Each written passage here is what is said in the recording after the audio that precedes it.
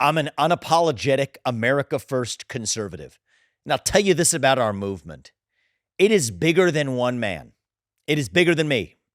It is bigger than Donald Trump. It's certainly bigger than Ron DeSantis.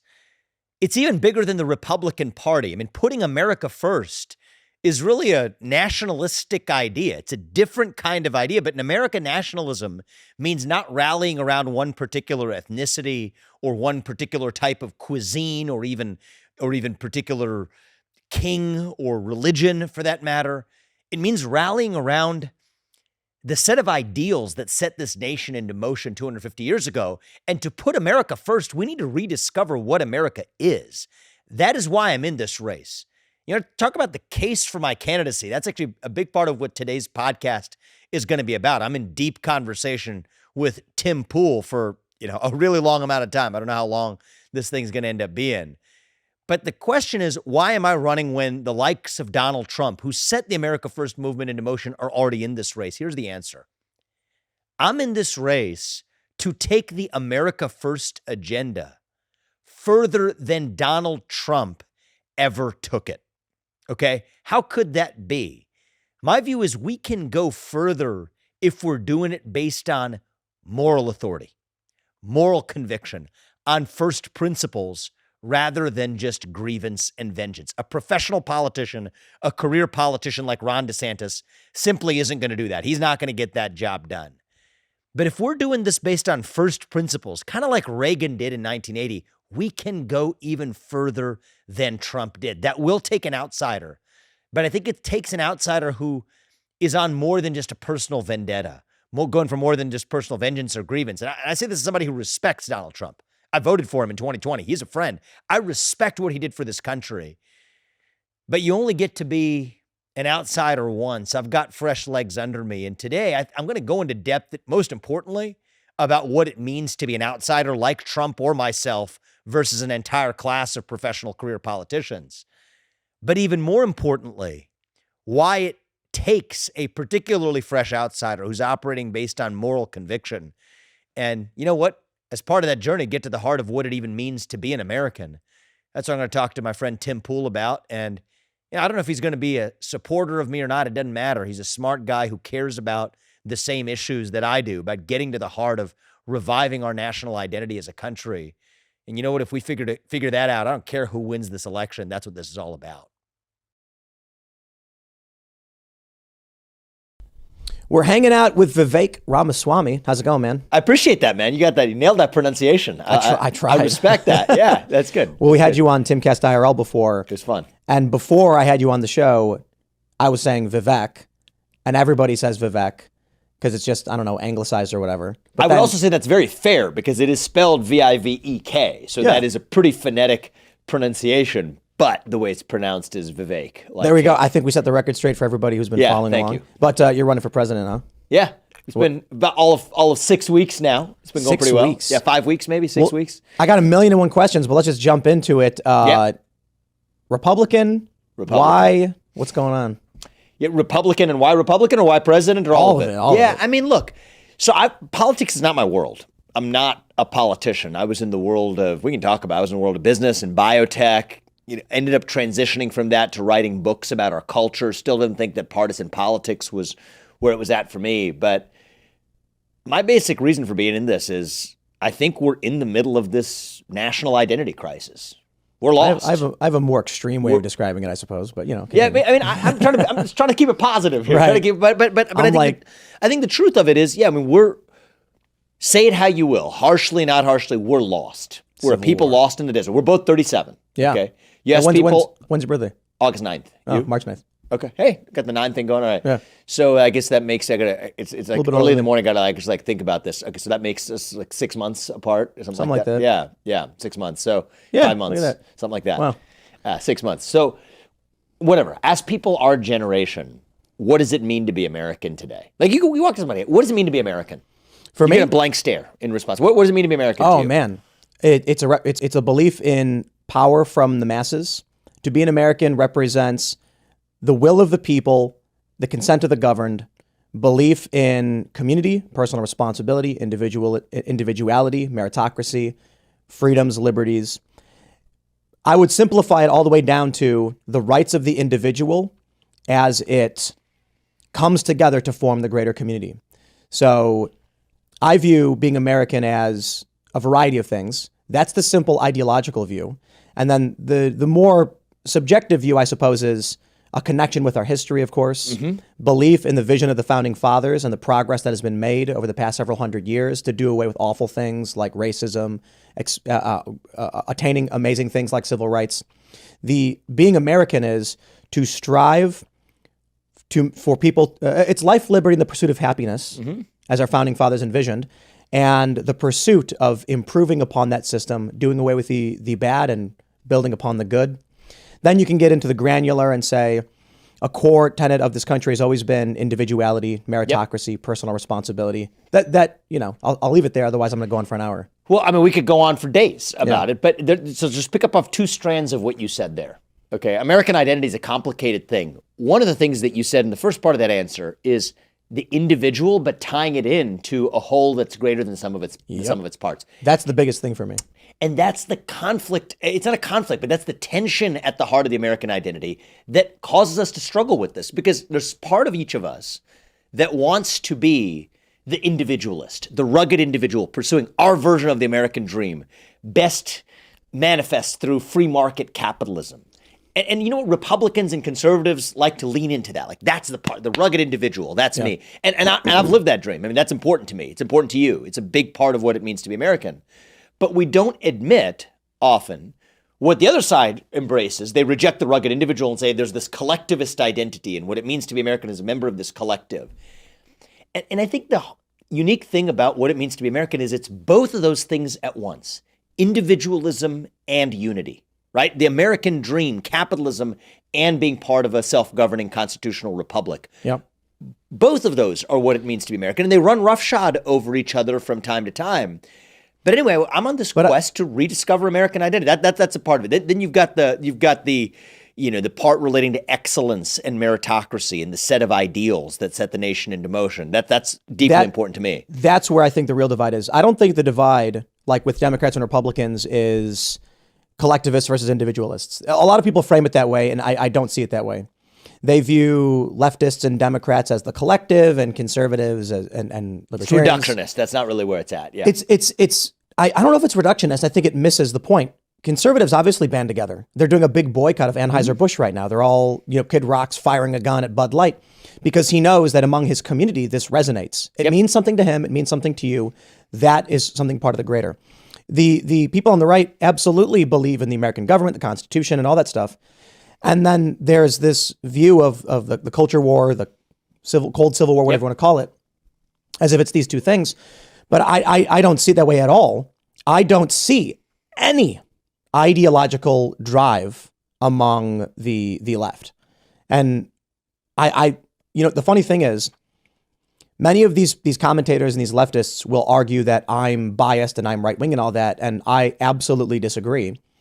I believe that my view is, I wouldn't ever claim to be omniscient.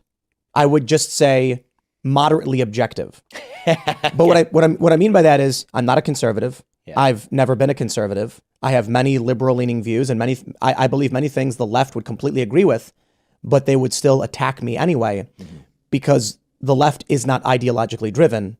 It is, I would describe it as not. It's almost, I guess it's pure collectivism and nothing else. It is quite literally, you adhere to what the left wants, and that's all that matters. And the best example of this, the way it's been described to me, is if you are someone who's on the left in this culture war, as people describe it, and you deviate on leftist economic policy, they don't care.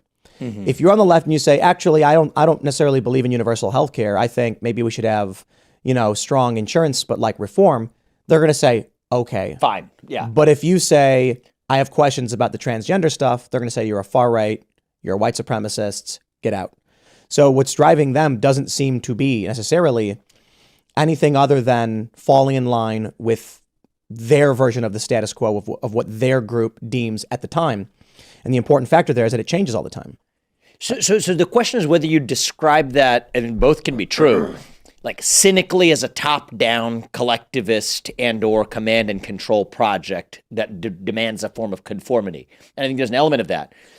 And this gets to the heart of why I'm running for president on this American identity campaign that I'm on, is I think the good-hearted version of it, right? Just as take the earnest version of this is actually what's going on in the American left, is a big part of what's going on across the country, is that you have a lot of people who are hungry for a cause.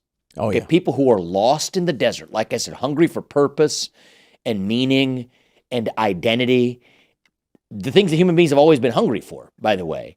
But they're not filling that hunger anymore with, pick your favorite value, faith, God, patriotism, national identity. Adventure, a sense of even hard work, actually. I mean, look at you. I mean, you created something here, right? In my life, it looks very different, but I've created things. You can you build something with your hands. Whatever it is, you work hard and create something. That's a source of identity.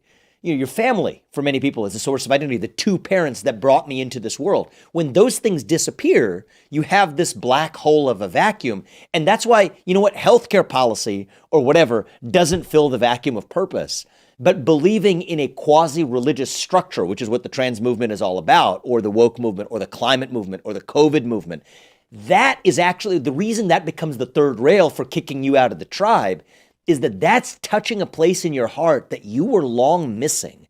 And healthcare policy or economic policy doesn't do that. So that explains, I think, the distinction you see when you abandon the religious structure that otherwise gave them that sense of security that they were missing. If you rip that away and take that away and say that trans is a mental illness or whatever, that's actually why you get the reaction that you do. I'm going to nerd out and confuse some people, but I have to do it. Do you watch anime or manga at all? It's not my cup of tea. Dane's and he's laughing. Okay. There's like the Japanese cartoon stuff. Yeah. There's a Japanese comics and cartoons show called Bleach. Okay. And it's about in this world there are death gods, Grim Reapers. Okay. That have to save fairy souls to the other side. But if a soul becomes wayward, they become what's called a hollow. A hollow. And they are. Is that a Japanese word? No, hollow. Like hollow. Hollow, as in something's missing from your core. Hollow, HOLLOW. Yep. Okay, got it. And as if to say there is nothing within. And these creatures actually have holes in their chests or at some part of their body. They are hollow. They have lost something, and so souls who fail to move on become hollow.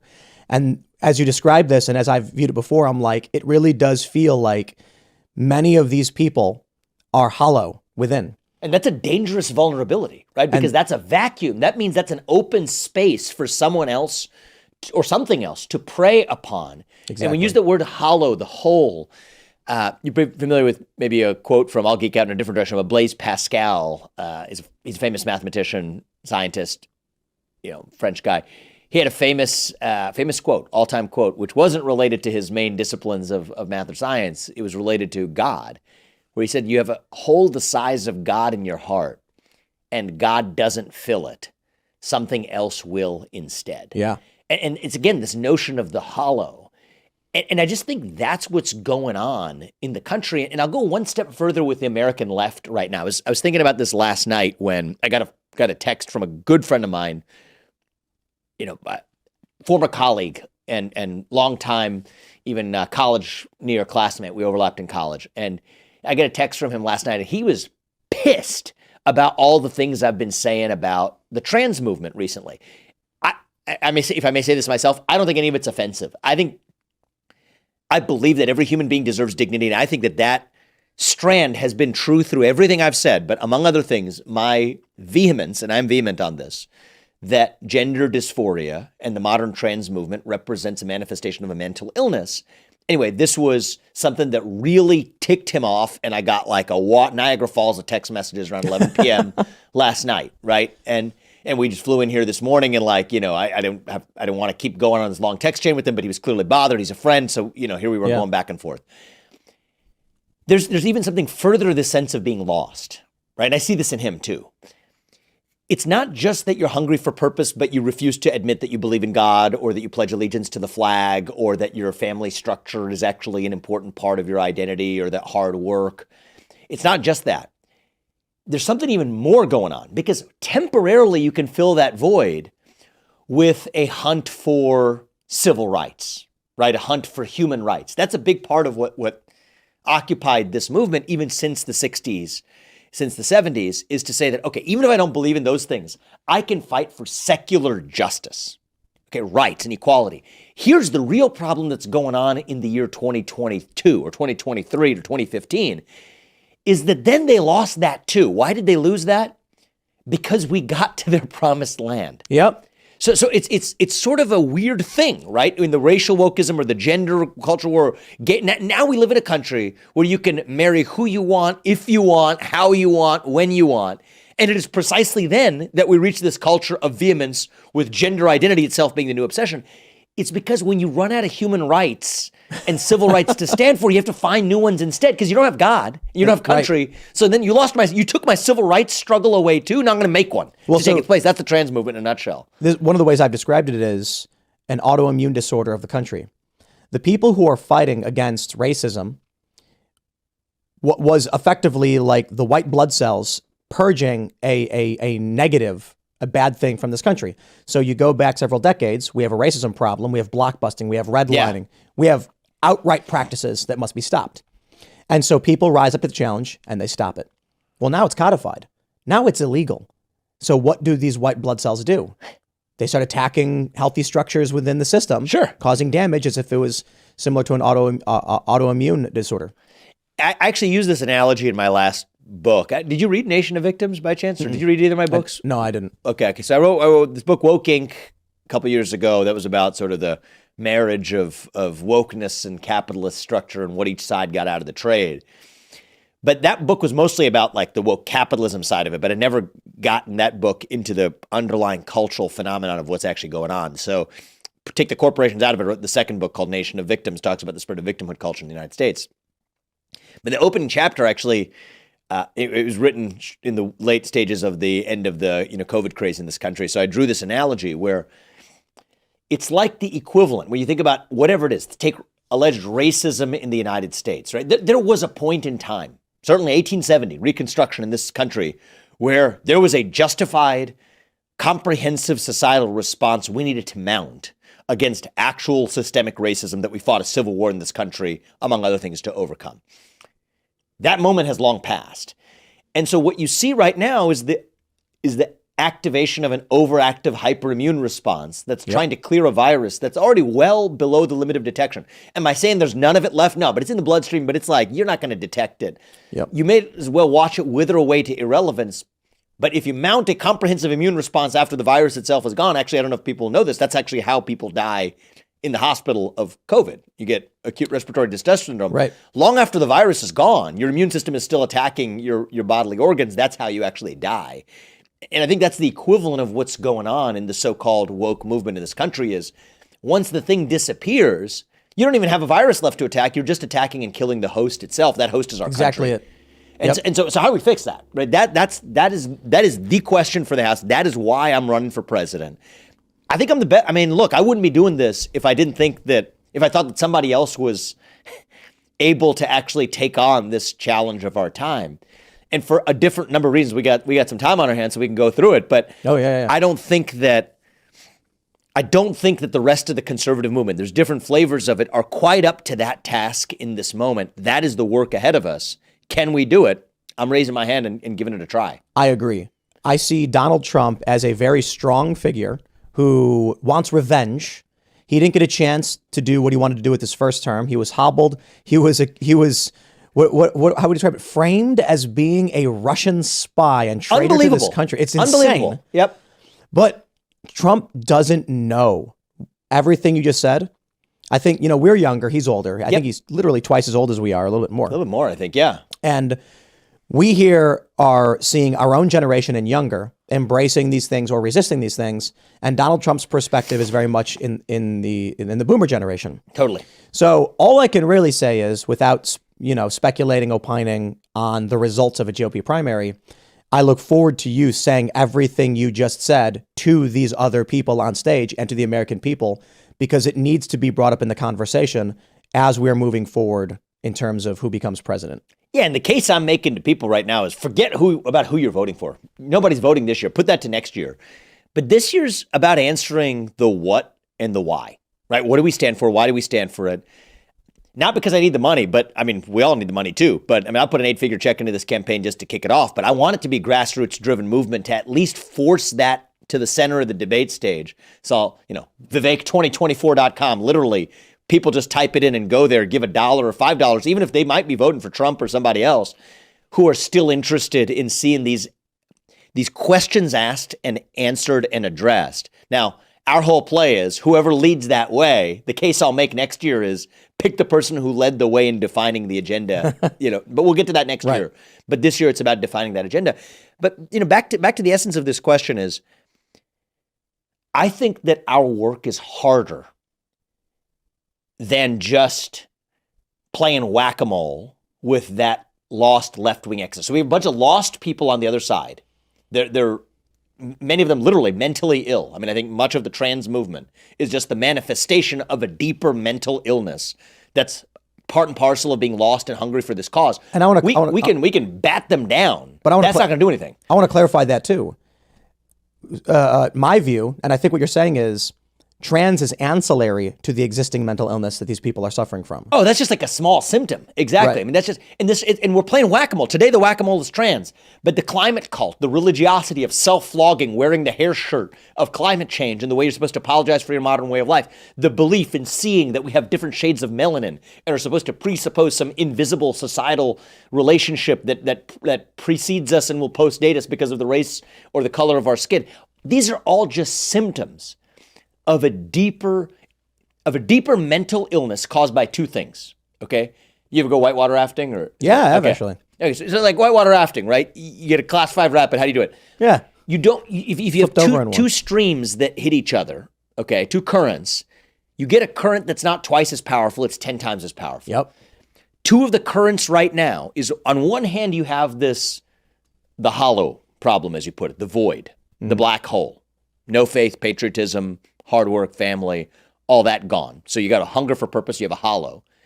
On the other hand, you have a culture, especially for young people, that says you can't actually say what you believe. So if you do have a thought that defects from an orthodox, you have to keep it to yourself. Those are two currents that create this mental health epidemic that's spreading like wildfire. It'll show up as depression, it'll show up as anxiety, it'll show up as gender dysphoria, it'll show up as woke. And so against that backdrop, what do I see a lot of other conservatives doing? We can get into this in depth. A lot of them are playing whack-a-mole, and they're not even. Some of them aren't even playing whack-a-mole. I mean, take a Ron DeSantis. He's not even going after the real thing. He's just going through motions that imitate other people going after the real thing. And how do I know that? I was one of those people for the last 3 years, going after woke and its manifestations. Like that's what I've spent a lot of my last 3 years after I stepped down as a biotech CEO. That's been a big part of my focus. And for me, it was like on a first personal level, I'm looking in the mirror here, it was reactionary. I don't know if I ever told you my story, but after I was running a multi-billion-dollar company, George Floyd's tragic death plays out, and it was a tragic death, but there was a demand that I make a statement on behalf of Black Lives Matter. I refused to do it. Led to a series of events that I describe in Woke Inc. 6 months later, a bunch of prominent advisors to my company resign. I say, look, I have a choice. I'm either going to speak my mind freely, or I'm going to speak through the filter of corporate self-interest. What did your company do? We made medicines. We developed drugs. Yeah. A pharmaceutical? Yeah, so like five of these. And they wanted you to comment on racial politics. Yeah, about Black Lives Matter specifically. You're like, guys, we make aspirin. I don't know. Yeah, actually, it was an innovative company where we were developing. So one of them is a life-saving therapy for about 20 kids born each year with this disease. You can talk about hollow or emptiness. In this particular case, they're born without a particular part of their body that relates to their immune system. All 20 of those kids would have died by the age of 3. And with a therapy developed in partnership with Duke University, a majority of those kids are able to live lives of a more normal duration. But how does that cancer stop racism? Exactly. Like that was the point that landed on my doorstep. And so after the George Floyd protest, what did I say? I said that, look, whether you're black or white or whatever your views are on this, I'm proud to work on saving people's lives, something that can unite us and is a worthy purpose regardless. And what I was told is that didn't meet the moment. I was tone deaf. And anyway, that led to a series of events that actually I wrote an op-ed the following January in the Wall Street Journal. So this was with a former law professor of mine. So I have a background in science. I ended up, I have a background in law as well. But just a former law professor of mine in my personal capacity, nothing to do with the company, wrote a piece making the case that big tech companies, when they engage in censorship at behest of the government, that it actually was bound by the First Amendment. It was like a nerdy academic argument. And I know conservatives, this has since become popularized in the last several years after I made this argument. This was the first time that argument was really made. And so anyway, after I wrote that piece, I kid you not, now this is in the wake of January 6th, 2 years ago, multiple advisors to the company resigned within a 48-hour period. And for me, that was the wake-up call. But why? Were they scared? Because this was inappropriate. Companies have a responsibility to play. Corporate leaders. This was irresponsible speech on my behalf. It was I'm not even kidding you. Threats to our democracy. That was in one of the emails that I got, that I'm fueling and fostering those threats. And so I had to look in the mirror, and I had to face a choice, right? Was I going to speak freely as a citizen, or was I going to speak through the filter of corporate self-interest? And to be honest, it was a multi-billion-dollar company I'd built. I'm not going to have to work a day in my life if I don't want to, and neither, we're going to live the life we want to. If I wasn't free to speak my mind, imagine if everyday Americans who have to worry about putting food on the dinner table, what choice they face. So I made the choice and said, you know what? I'm going to speak freely as a citizen, step aside from my job as a biotech CEO, led me to the final stages of writing Woke Inc., published that book and published these other books. But the thing the thing that took me on that little detour was, for the couple of years thereafter, I was focused on fighting woke. Like this was, and it was personal to me, and part of it was reactionary. Right. And I can empathize a little bit with, because that's part of what I see in Trump, is it is reactionary. It is vengeance driven, is driven with grievance. Then I see the likes of the Ron DeSantis's pop up that say, okay, and he's read my book probably a couple times over, et cetera. Okay, whatever that is, I'm going to go do that. Because people seem to like that. It was a best-selling book, right? When I wrote it, okay, that seems like a thing to do. Let's go do that, whatever that is. When you're doing it imitatively, you're like off by half, and then you get outsmarted by the people on the other side, even though you get your Twitter trend and your media hits. And so this is what I see is like, in the Trump version of it, authentic, really interested in unapologetically going after the problem, outsider, not a politician, but driven by vengeance, grievance, and let's knock the hell out of him and win this. Ron DeSantis, cheap imitation, or professional politician, career politician of any kind. It's not specific to him. It's true of most career politicians. Cheap imitation, that's cool. I was going to talk about Social Security and Medicare reform 20 years ago because that was cool. Now I'm going to switch to this because that's what's in. But then you're off by half and you're not really getting the thing. Yeah. And so for me, I'm getting the actual thing, but myself was also driven by the war against this cultural religion for the longest time without coming to the recognition that if we really want to solve the actual problem for the country, it's going to involve more than whack-a-mole. Because even if we whack woke, then you see climate religion pops up. And so that means we have to go fill the void. But that, to me, is woke. Climate. Oh, it is. It is a manifestation of the same thing. So let's do this. Let me. You put out a video defining woke. There was this thing happened with who was the woman? Bethany Mandel, I believe it was. Somebody. We put it on the show, and she gave like a very poor explanation of what woke meant when she was on the Hills show, The Rising, and then the left, of course, they seized upon it. Yeah. When saying, "Ha, they don't know what they're talking about," and then I see all these people make definitions for wokeness that are completely wrong, and still to this day. I argue with people, and it's exactly as you described it. They're playing whack-a-mole. Because I'll tell you what I see.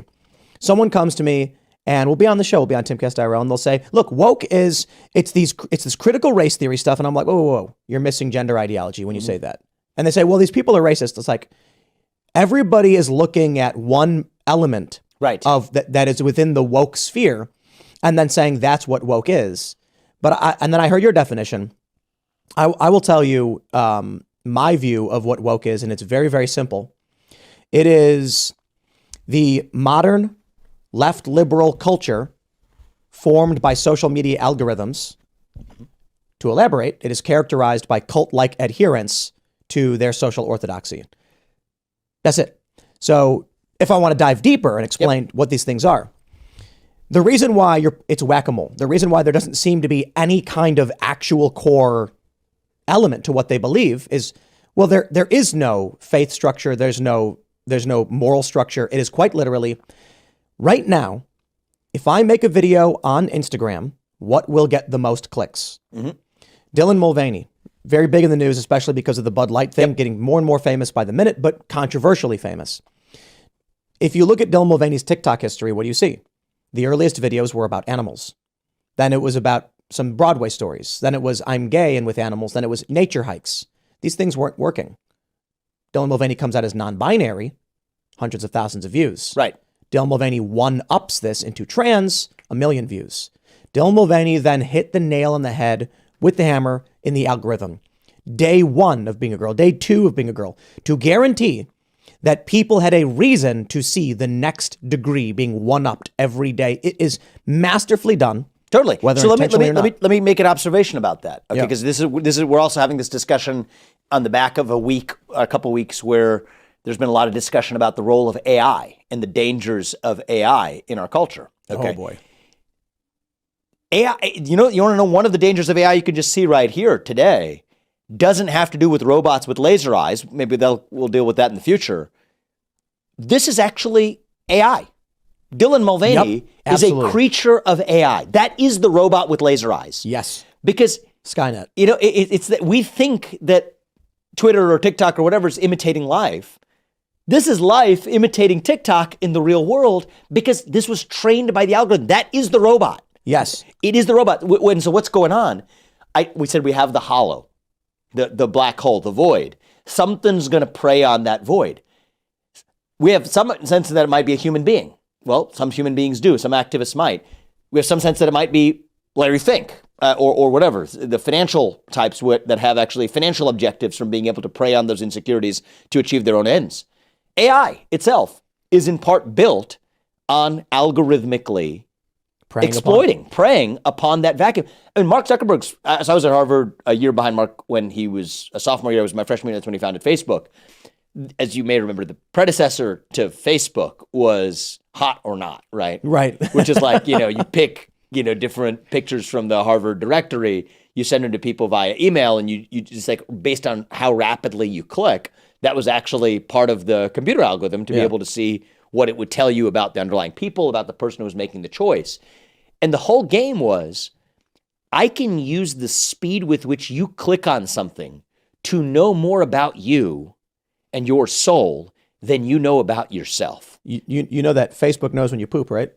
Of course. And it sounds silly, but it's I'm not exaggerating. I think it was like a Wall Street Journal article explaining that there are things we can't see or understand that are tells. Yep. That Facebook's algorithm, it will see that it finds, after tracking 1 billion people, if you begin to move at least 10 meters, followed by stopping a location within 10 feet of a restaurant, you are 30 minutes from going to the bathroom. Like, it can see things we can't see. Mm-hmm. And so then it can take that data and apply it to you as an individual. And then someone will be tracking your data. If you were to actually look at it, Facebook will be like, if you were looking at your data tracking you, you'd be sitting here feeling totally fine. And then Facebook sends you a message being like, according to our data, you'll get a coffee in 45 minutes.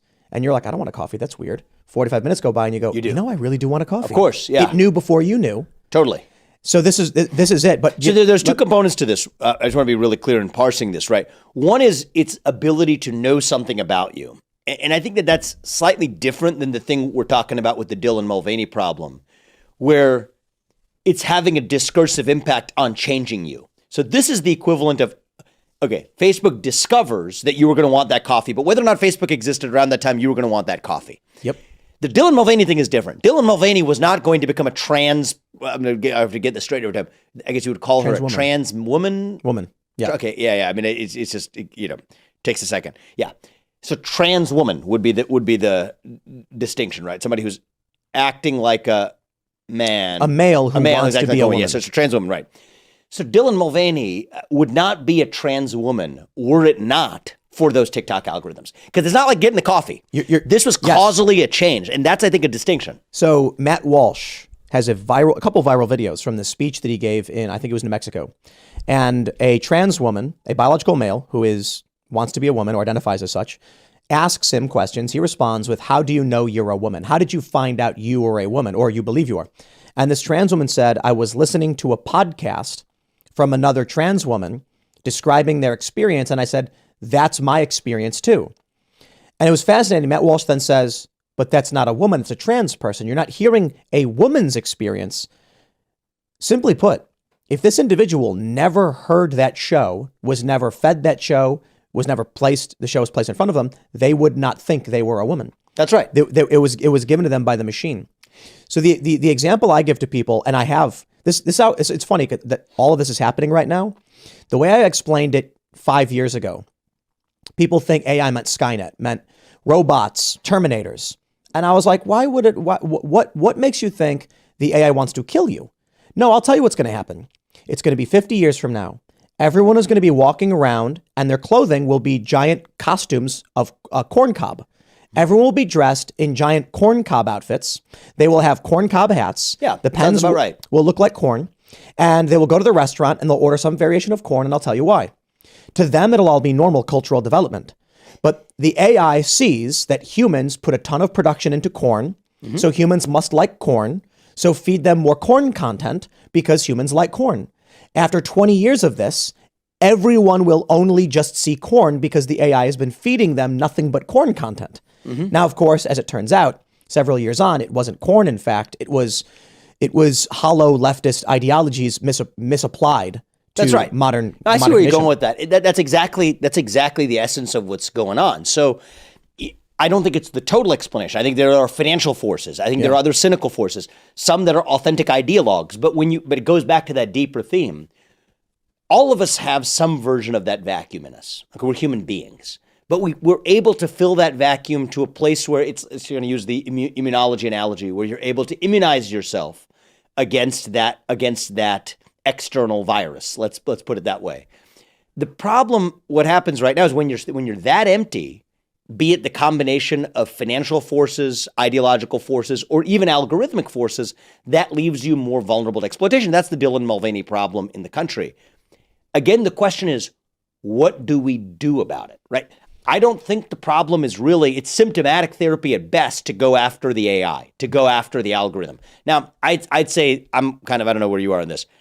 I'm, among other reasons, for this reason, against social media, especially addictive social media usage, and we can define what social media is in kids under the age of 16. I'm half kidding, but under the age of 16, let's sort of, because kids aren't adults. And part of being an adult, on the flip side, is you're free to make bad choices. That's part of what freedom means. So adults, I'm not in favor of this ban stuff. But under the age of 16, keep it out of their hands.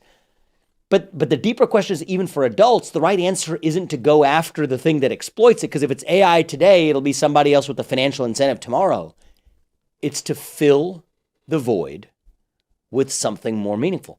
That is, I think, the number one calling, should be the number one calling of the conservative movement in this country. And I don't think that vengeance and grievance are going to be sufficient. It's not that I don't think they're justified. I think they are justified in many cases. If you're Donald Trump, it's absolutely justified. But that's not going to be sufficient to immunize us against the actual force. In fact, that might become its own force. You're right, and I agree. And I think of the space race. Some unifying task the country engages in that makes everybody like, this is awesome. The problem is, it could be that. With the algorithmic manipulation, there is no incentive for what we would describe as the left or the woke to actually entertain a unified front. Because, for example, we had Destiny on TimCast. He's the omniliberal. He's a centrist, left-leaning individual. The left calls him far right. It's funny.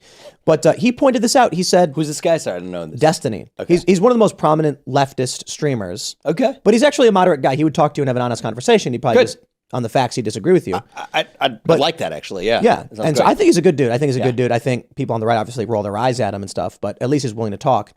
But he made a great point. He said, the right will see something that they think is not a good thing, like children getting sex changes. And instead of the left either ignoring it, saying, sure, they immediately come out and say, no, it's a good thing. Mm-hmm. So he's like, you have this issue where I think in terms of mastectomies among minors, it's in the thousands.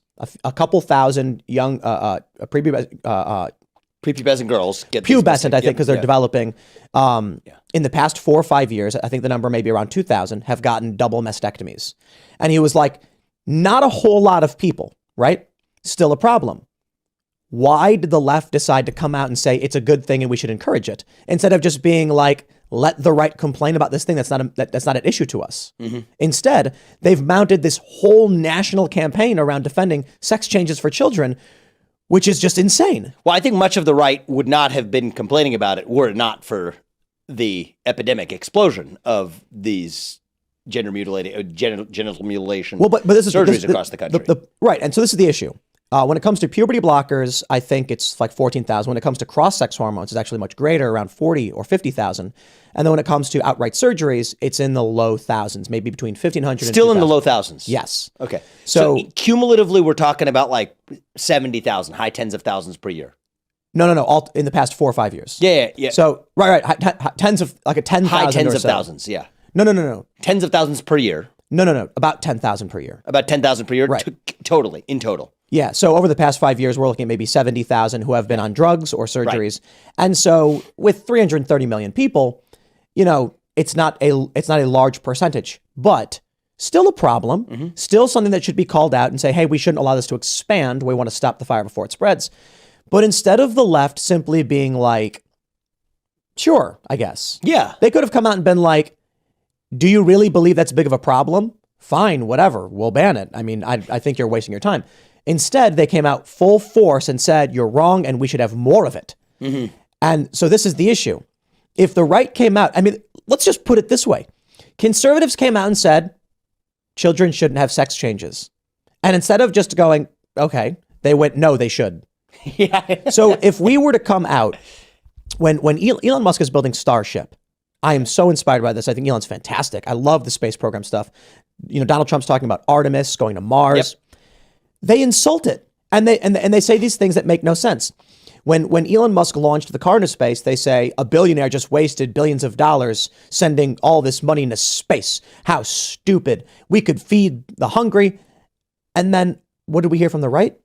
The money spent stays on Earth. Mm-hmm. He didn't blast $1 billion into outer space to be destroyed. Yep. They built a spaceship here, employing people here who get the money here, who buy food here, and then they launch a spaceship to develop new technologies and make life better for people. Yeah. But it doesn't matter. They have to oppose whatever it is you want. And so the challenge I see with the culture war is no matter what we say, no matter what we focus on, there is a chaotic and destructive force that is incentivized to oppose and destroy anything we want to endeavor for. I agree with all of that. This is an astute, and you're playing the role that you should play in the ecosystem, which is being at the bleeding edge. And you're so good at this, getting to the bottom and getting the essence of what's going on. The question is, if somebody's going to step in to run for president of the United States, the job and the calling is, okay, how do I lead? And this is a question. It's not something we can take for granted anymore. One nation on the table. That's the question on the table. So how do we lead one nation through that challenge? And it is a challenge. Now, we've faced other challenges in our national history before. I think this is a real challenge. I don't think it is quite yet the greatest challenge that America has faced in its nearly 250-year history, but it's a real challenge. I disagree. You think it is the greatest? Fine. It's a big challenge, is all I would say. It's a big challenge, right? We faced a civil war before. This would maybe rank at least behind that in my book. You think it's even deeper than the Civil War? The precursor to the Civil War, I think we are in a precursor to something much hotter and much more dangerous. And I hope, I don't know how great the probability is. The Civil War is at least geographically distributed, whereas this is more like Ireland. Well, so you said one nation. We're not one nation. Well, I think it's on the table. I think that is a question. I think we can't take for granted that we're one nation. I'm running for president because I want to make sure we're one nation on the other side of it. And if you think that ship has sailed, then there's no point. There's no point in going through the motions. I'm done. Right? I don't need to do this. But there's still a point. But the issue is this. We had Stephen Marsh on the show. He wrote a book about the next Civil War. He believes we're also heading in this direction, but he is more on the left's perspective, though he thinks he's objective and in the middle. I had to explain to him he's not. And the reason why is he was wrong on so many of his facts, because he's getting his views from the corporate press, whereas, we here at TimCast, and I'm sure you, have a balanced absorption of information. Take everything, yeah. But he said, within the United States, there is a multicultural democracy and a constitutional republic, and they cannot coexist. And I said, brilliantly said, and you are 100% correct. The multicultural democracy believes that they have a right to storm into a Capitol building in Tennessee and then change the rules. And when they do that, it's democracy. But if the right tries to storm into the Capitol in D.C., it's fascism. Clearly, there are two distinct systems here. The right tends to favor a constitutional republic, a representative democratic system, and the left thinks majority rules. So if you look at Canada, they are dominated by multicultural democracy. The United States has these two ideologies fighting amongst each other. So let me actually make a pause and make a really interesting observation, because capitalism fits into this picture. Yeah. In an interesting and unintuitive way, right? Because the classic, paean to capitalism is it's the best known system to mankind to lift people up from poverty. Yeah, all that. I agree with it. But I'm going to go to a different dimension on this. Tocqueville, actually, Alexis de Tocqueville traveled this country. Sometimes it takes a foreigner's perspective to see something about a nation that you can't see in yourself, as he did, some 160 odd years ago when he was in this country. He made a similar observation. So your guy, who's the guy who was sat with you? Stephen Marsh. Stephen Marsh. Not as original as he might think. I'm, not giving credit, but Alexis de Tocqueville said the same thing. Yeah. He said that a diverse, multicultural democracy, and this is the way Tocqueville described it, but he might as well meant constitutional republic too. He meant the two as part and parcel of the same. A multicultural, diverse, divided version of it cannot stand for more than a generation or two. Unless, and this is the key unless there are apolitical sanctuaries free from partisan identity politics that bind those groups together. He called them intermediary institutions. We could talk about churches, we could talk about civic life and the Lions Club and the Rotary Club. I mean, these are the kinds of civic associations of the kind that Tocqueville had in mind. But the real one that did the job was actually free market capitalism in the country, right? So that was what brought people together by keeping that as an apolitical sanctuary. And that's manifest in the form of baseball, football stadiums, workplaces in this country, biotech labs, whatever it is. Spaces where people could come together regardless of whether they were black or white or Democrat or Republican. And when you lose that glue, right, that's the basis for solidarity. When that's gone, that's when the diverse multicultural democracy can't stand. So in a certain way, capitalism was the role of capitalism in all of this, in this discussion about the republic, wasn't just the thing you and I even talked about in the beginning, the rugged individual realizing our version of the dream, making money, growing an economy. Yeah, all that.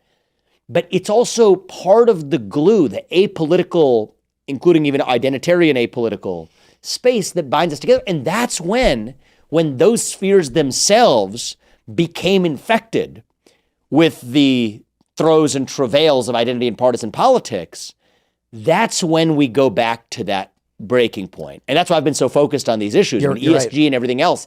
Why do they matter? This is why they matter. They matter for whether or not we have a country left at the end. This is interesting. Have you ever watched the show Bullshit, Penn and Teller's Bullshit? I have not, no. It's such a good show, but it is itself bullshit. And they even mention it. They do this thing where they interview people of a certain idea and then debunk it. So like, people who believe in Sasquatch, they'll like sit down and they'll be like, here's why it's bullshit. And much in the tradition of Houdini, he tried to debunk things. But there is a great scene where it's Penn and Teller and they're sitting down, they're eating. And I forgot exactly why he's talking, but he's talking about how war ended between England and France. And he said they were fighting for hundreds of years and for good reason, until one day, one guy realized they would make more money if they weren't fighting. And so as trade lines improved, war diminished. And all of a sudden, there was less desire to fight because they were getting rich off each other. Yeah. Simply put, in the United States, as what you're describing, I see it making a lot of sense. You've got someone who is Muslim. You've got someone who is Christian. Right. Throughout history, various Abrahamic facts have fought, even within their own religions. Sure. Sunni and Shiite and things like that. In the United States, they say, I don't want to fight you. I'll trade with you. Because I'm rich. And if I fight, I lose my mansion. I lose my infinity pool. But now what's happened is capitalism is going woke. Capitalism itself is corrupted. It's like a spread of a virus. And now people are saying, like with your company, if I don't join the fight, I'll lose my infinity pool. I'll lose my Ferrari. Yeah, exactly. And so we've lost the glue itself has been dissolved by the thing that's dissolved the bonds between us in partisan politics. Whereas if we have these other areas to say, okay, we're going to fight like hell over here, and we're going to be diverse as hell over here, but here we're still more or less the same. It doesn't matter. We're going to cheer from the baseball stadiums and football stadiums of the country because you don't have fight for social justice written in the end zone, which is what you see in the NFL or whatever today. Right. Fight racism or whatever it says. And not to say that, I mean, what's really underneath that is actually a divisive agenda, and it's not actually about fighting racism. It's about signaling your one-sided political social virtue. That's when the society crumbles. Now, I got a couple things to say about this, okay? Capitalism doesn't have to be the only such domain, right? I think that part of what we've lost is apolitical spaces more broadly. In Israel, for example, what brought different divided communities together was shared civic service, military service, right? Yeah. And actually the fact that Orthodox Jews were exempted ended up becoming the exception that proved the rule. It actually created more division between non-Orthodox Jewish communities and Orthodox Jews, even as it fostered greater coherence between Jews and non-Jews, all of whom were actually required to serve in the military together. And so I don't think, I think that there's a ripe conversation to be had about the revival of civic service and civic duty in this country. Starship Troopers. Potentially. Yeah. Potentially we could talk about it. Service guarantees citizenship. But I think that, and we could talk about that as a precondition for voting. I mean, there's a deep philosophical conversation to have here. But the tie to the conversation we're having about capitalism, and nobody thinks about capitalism in that light, capitalism plays that role too. Side note, I think that works within the society. I think that the irony is that this trade and be my brother mentality, that's part of what got us into the hole that we're in with China.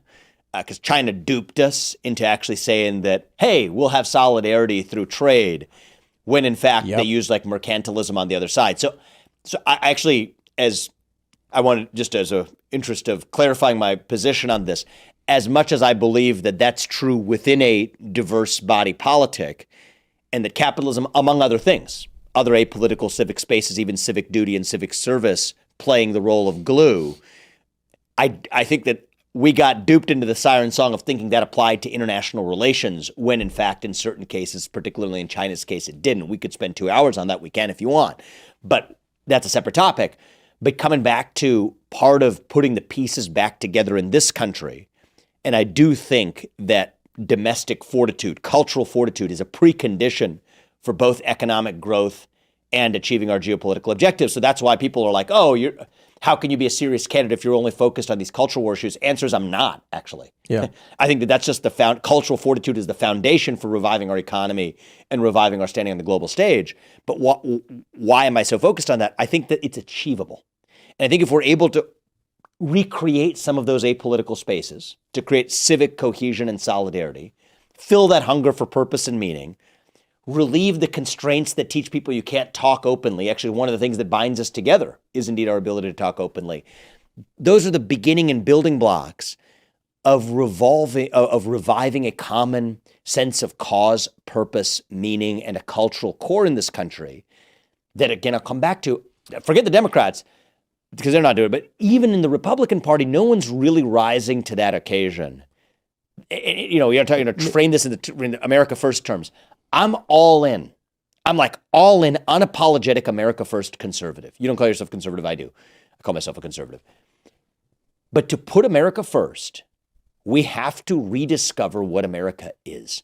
And if we do that, we're going to actually have the moral foundation to go even further, far further than Donald Trump did, even with the America First agenda. And so that's my pitch to the America First movement, is this stuff isn't some sort of abstract philosophical stuff. It's the precondition to go further than version 1.0. And I like where version 1.0, Donald Trump. Version 1.0 went far. You want version 2.0, you want to go further, you got to restore this moral common core. We have a common theme. We'll bring on conservative women onto TimCast IRL, and they tend to say repeal the 19th Amendment. which is, granting the women the right to vote. And the argument is, I didn't know you've covered that ground here. Okay. I mean, conservative. I mean, it comes up quite a bit because it's always the guys being like, "No, I'm fine with women voting," but the women, conservative women, are like, "Nope." Women overwhelmingly vote for policies that are social based, emotional based, and destructive in the long run. So just take away their rights to vote. And my view of it is like, well, look, if there's an election and you're losing 2-1, you might come out and say, take away their right to vote. That I get. But they are women themselves. And I was talking to my girlfriend about it, and she said, they're wrong. Repealing the 19th doesn't solve the problem. The issue is we got rid of land ownership requirements and civic requirements. And she actually asked me, she was like, why did we get rid of land ownership requirements? And I was like, well, I mean, I think that makes sense. Like, you get a growing city with 1 million people in it, and people aren't all owning the building they're living in. They still have to participate in society and have a right to vote. And to which her reply was yes, but there's got to be some civic duty to which you are participating before you can vote. And if men and women were both doing it, they'd have more skin in the game, and it doesn't matter what their gender is. If you want to have skin in the game, you got to play in the game. Actually, funny thing, you got to play in the game, you got to have skin in the game. Actually, that's really the right way to think about this. It's a funny point about the men and women distinction. You probably don't remember that you did this. I bet you did. I did by the age of 25 too. Civic, civil service registration. Selective service registration with the military. At 18. Between 18 and 25, you got to do it as a man. Yeah. You don't actually require it of women in this country. It's a small tweak. I actually would require it of women in this country too, because if you're going to vote, you got to have the ability. Well, let me pause right there. My argument, we were talking about this. I said the 19th Amendment is unconstitutional in that it violates the 14th Amendment, equality under the law. You cannot. I understand. Yeah. Grant a voting privilege to a group of people without there being equality under the law. So technically, I'm being a bit hyperbolic. Yeah, we could probably go around a rabbit hole that I could probably tell you isn't merited, going down on the legal technicalities of that debate. But I understand the spirit of what you're saying. But let's use that 19th Amendment because it's just going to distract a lot of people, because once you get into the gender debate, people lose their ability to think clearly. There's a few topics. That do this to people. Trump is one of them. Gender debate is one of them. Like they just lose their ability to think logically once said topic has been introduced. We're actually kind of over the flame of a pretty important topic. So let's get to that. Let's get into it, which is this idea of having skin in the game to be a citizen. I mean, that's really what we're talking about here, right? It's not even about men and women. Skin in the game to be a citizen. So I'll tell you this. I mean, I wrote about this in Nation of Victims. I'm probably going to get myself in a little bit of trouble here because I promised myself this was not going to be something we're going to talk about in the presidential campaign, but it keeps coming back to me. And I'm not promising to you in any way that this is part of my presidential platform, but I'm just telling you it's on my mind. I think that we need to bring back that concept in some way of civic duty as a precondition for full capital C citizenship. I don't think it's land ownership. Let's pause real quick. I want to make sure people clarify the concepts behind this when we reference Starship Troopers. In the Starship Troopers universe, the saying is service guarantees citizenship. Yes. There are citizens and civilians. Civilians are afforded full rights under the law, free speech, free enterprise, all of those protections, but they don't vote or run for office unless you provide 2 years of service to the community in some fashion. Now, It's not military. It's just some form of community service. And then you are granted citizenship where you can now vote and run for office. So they're pretty close to the flame on they're right over truth on this one. I am very sympathetic, and then we're going to go into some objections to it. But this is important. We're not having this conversation in this country, and we should. And I'll tell you, you don't have to go to Starship Troopers. You want to know where you can go? Go to, you brought it up, 14th Amendment. Let's look at Section 1 of the 14th Amendment. Privileges and immunities of citizenship. Just pause for that a second. Those are two different things. The privileges and immunities. These people knew what they were talking about, okay, who were writing the 14th Amendment. So there's the immunities of citizenship, which say that the police can't show up at this, let's assume the Constitution still works, can't show up at the place where we're having this conversation right now and say I'm going to enter without a search warrant. We're skating on thin ice. They've done it. We're skating on thin ice as a country right now more broadly, but nonetheless, put that to one side. The way it's supposed to work is that's an immunity of citizenship. no matter who you are, whether or not you've served or whatever, the police can't show up at your door and say, I'm going to search you without a search warrant. There's certain basic things. The government can't take away the money in your bank account because you said something. And I'm picking these intentionally, right? Right. Because it's a satire on the absurdum, right? I'm picking extreme examples that are so extreme that they'd be unthinkable. Yeah. So that's a separate. That's part of the reason we need to fix this stuff. Yeah. But the government can't take away money in your bank account just because you said something the government didn't like. You can't do that in this country. That's an immunity of citizenship. Side note: central bank digital currencies. That's where we're going. Discussion for a little bit later. But that's an immunity of citizenship. That is different from the privileges of citizenship, right? What is a privilege of citizenship? Voting is a privilege of citizenship. This shocks a lot of people. It shouldn't shock a lot of people. It won't shock you because you clearly know the 19th Amendment and the 14th Amendment because you brought both of them up. There is no constitutionally guaranteed right to vote. People don't know that. Doesn't show up anywhere in the Constitution. Right. Do you think that was an accident? Do you think the people who thought through the greatest known protection of human liberties enshrined in the Bill of Rights and in the amendments that followed didn't think of that fact? No. They were fairly elitist, actually. They were, but this was intentional, is my point. It's an intentional choice. There's a lot of reasons why, but there's a productive reason, which is that there are civic duties that are and ought to be preconditions for full citizenship. You know, there used to be, right? Yeah. So back in the suffragette movement, people seem to think that you had suffragettes being like, women should vote. What a noble cause. Yeah. And then you had kooky conservative women who are like, no, women don't make decisions. The reality was the women who opposed suffrage were actually saying, read the literature, I don't want to join the military or work in the fire brigade. Because back then, when you voted, they could call you up for volunteer fire service and you could be drafted. It's conscription. And men were. Yeah. There was World War I, there was World War II, and you had to go fight. And the women said, leave us out of that. And so this is why I said that the 19th violated the 14th in that they granted a privilege of citizenship to a faction of people while rejecting the civic duty requirements required of other people. So my view right now is... which are effectively baked into the preconditions of citizenship. Now, we never made that explicit. That's all. Right. Forget the legal argument would say we never made that explicit. It does say privileges and immunities, but they gave us the breadcrumbs. I think we live in a moment where you want to do something bold, let's connect the dots. Let's actually say the thing that you can live in this country as a lowercase c citizen or civilian, Starship Troopers version, and have all of the immunities of citizenship. You're protected just by in virtue of being in this country. Yep. But if you want to be part of this of the class of people who decides who runs the country, great. It's open to anybody. Table stakes is some sense of living your civic duty, demonstrating that. But here's that the would change a lot for our country. I think for the better.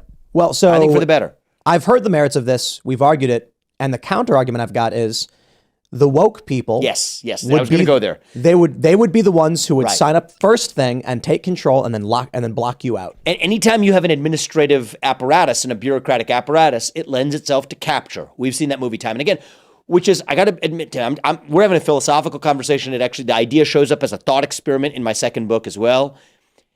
This is the number one reason why I've stopped short of yet, and I will say as yet, making it part of, and I don't know how close you've been following my campaign, but we're pretty darn specific with very specific commitments and proposals. I have not yet made this one. And I'm thinking through it. I'm really thinking through it now, but that is the number one objection. And this is why I come back to then the purpose has to be defined. Because this is why when you say some form of service, that's when it gets squishy. But let me just say, I am for it, and I'll tell you why. What we've seen consistently, I'm for it if we can implement it.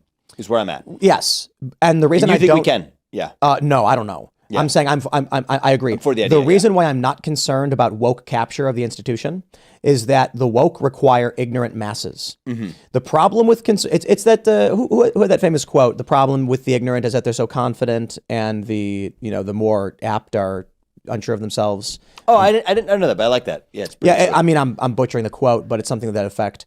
And or I can just cite the Dunning-Kruger effect, right? People who are stupid aren't smart enough to know they're stupid. Yeah. And people who are smart are questioning themselves constantly. But when you look at conservatives, they say, why should I vote for you? And you got to make a strong argument. Mm-hmm. When you look at Democrats, they go, who am I voting for? Yeah. Check the box. You get rid of that. You introduce this requirement. Universal mail-in voting is out the window instantly. Oh, totally. Oh, I mean, all of the, as a side benefit of this, all the election integrity stuff is like automatically fixed with this, right? And then what happens? It's automatically fixed. You will have... That goes without saying. That's like automatic, day one, right? So if you have to actually have demonstrated that you committed, that Yep. you fulfilled your service requirement to the country Voter on ID, philosophical all that. grounds, all that's gone, right? So you have Democrats who will go... Why do they want 16-year-olds there's to vote? little doubt that Republicans for a long time to come would win elections handily with this requirement in place. That's not even my reason for saying it, but it I'd would say- be I'd an say obvious forever. side effect. I think this system would work. Well, I wouldn't even say forever because the two-party system would just reorganize itself along different axes. It wouldn't even be the Republicans and Democrats But- today. but It'd be Republicans and something else. But the Republican Party would split into two. Yeah, and exactly.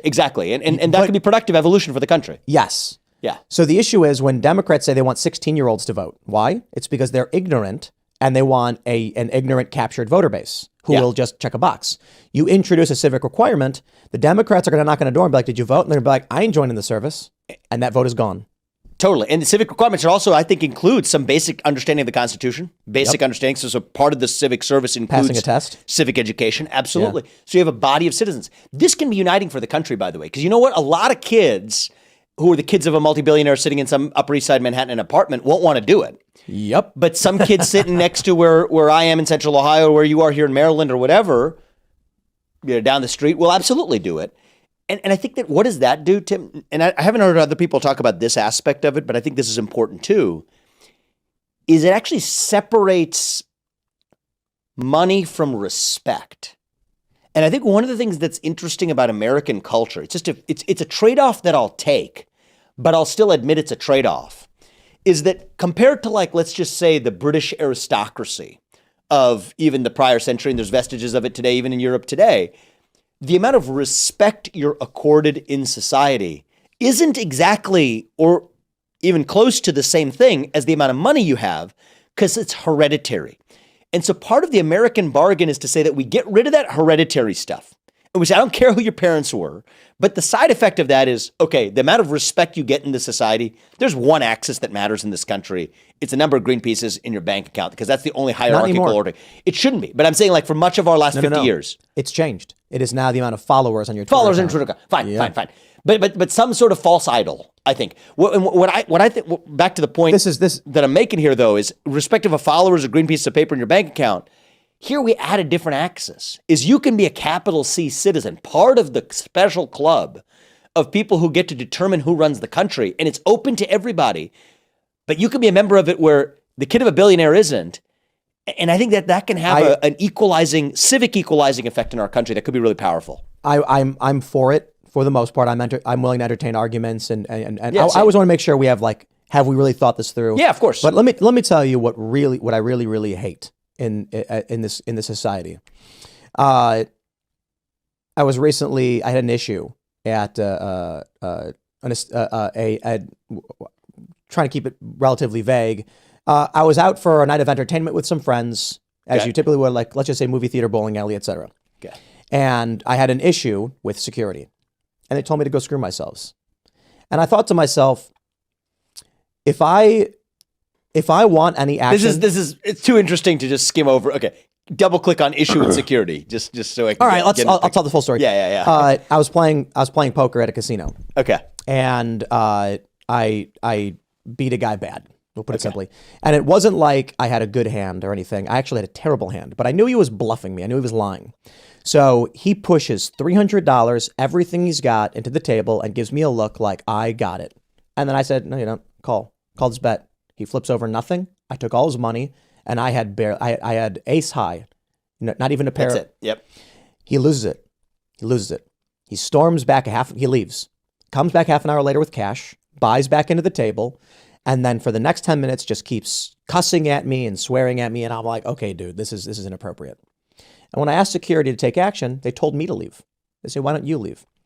And so I thought to myself, this is what I really hate about society. because I've been in these situations numerous occasions and I know exactly what's going to happen. I'm a reasonable person. I simply went to the poker room supervisor and said, look, this guy just sat down.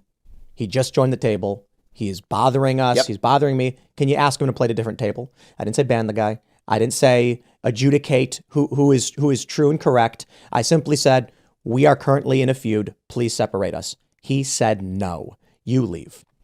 And then I'm like, here's the point of the story.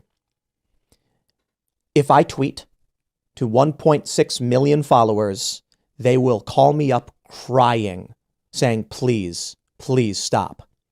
And that pissed me off. So I did tweet. And of course, it did have an effect.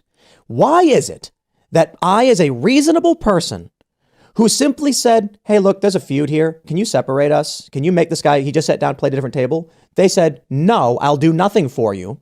But the moment I express the weight of my social gravitas, they fall to their knees. That is bullshit. This country should not function that way. What should have happened is that reasonable people of good moral standing would simply say, I would prefer it if you didn't fight, sir. Would you mind moving to a different table? But instead, they say, fuck you. I don't care about you. I don't care about your problems. Go sit down or leave.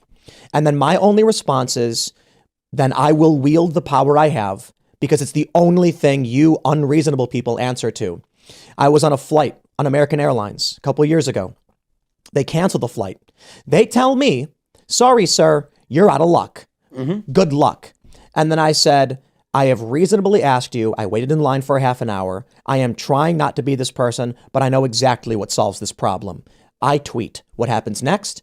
I get a phone call. We are so sorry, sir. We have upgraded you and we are getting you on the first flight out. And I said, you people are despicable. They really are. Any one of these regular people who don't have followers should have been given the time of day and given reasonable accommodation, not being told to screw off. And this is what I can't stand. And there's often the money version of it too, right? You pay the $300 tip or whatever to get the thing done that you need done, and people are responsive to that. Special accommodations. Exactly. So it should be. I think that if we do, it's like a principle of diversification, right? So you have dollars, then you have social media followers, but then now you have something that's unattuned to, but you have something that's untethered now to any of those currencies, which is just civic standing in a society. Like the class of people who serve the country have a greater level of respect. Because you know what? You might be able to get on that American Airlines flight, but guess what? I'm part of the group that gets to determine who actually runs the country. But listen. So we all have something. It used to be this way.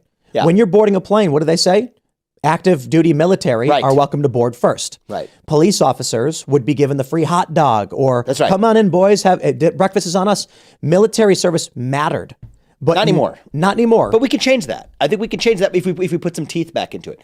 So let's just have some fun with this for a second, because it's been on my mind. It keeps coming back, and it's something that, every sane instinct in my bones would tell me, okay, we're not going to make it actually part of a policy proposal. Let's just at least use it to clarify the way we see the world. But I got to admit to you, I think that this is part of an American revival, is at least reviving this idea of civic duty. Agreed.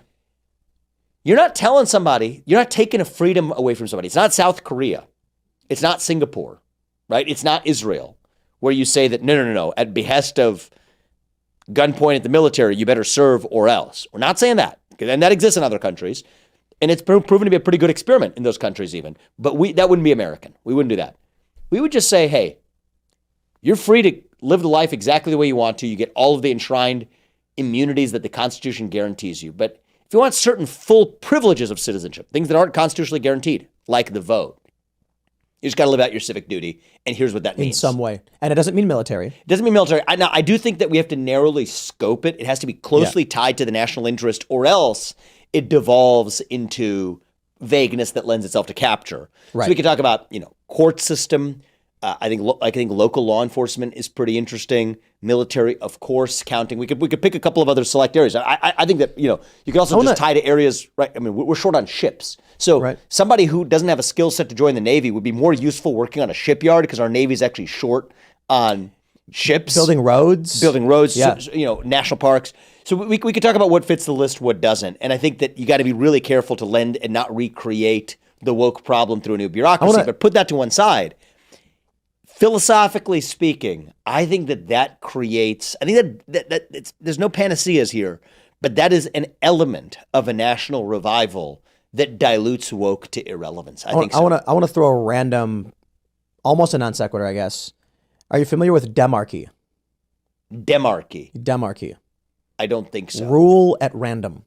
No, I'm not. The idea would be a demarchic Congress would be you're at home one day watching the Bears game. And it's you. And you get a letter in the mail. Shoulder. Yep. And it says you have been randomly selected for Congress duty and you'll appoint to a local court. You know, we have that. It's called jury duty. But I'm saying legislative. Yeah. It's not an unfamiliar notion. Is my exactly. Point. Yeah. So the idea is that's basically the analogy I'm making. You get a letter in the mail. It says you have been selected for Congress duty, and you go, "Oh, honey, I got Congress duty." Yep. And then it's like a 4-week session where accommodations are paid for. You're brought in. They say, "Here's what we've currently been proposing and working on. You have to issue votes on several bills."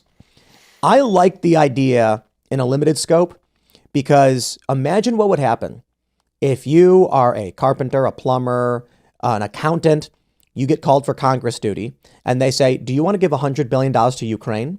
What happens when you go home and all your neighbors, they're going to be like, "What is wrong with you?" So you're going to say, no. Yeah.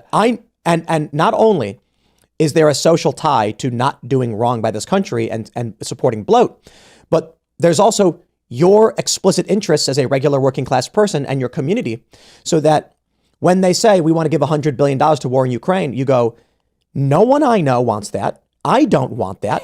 This is ridiculous."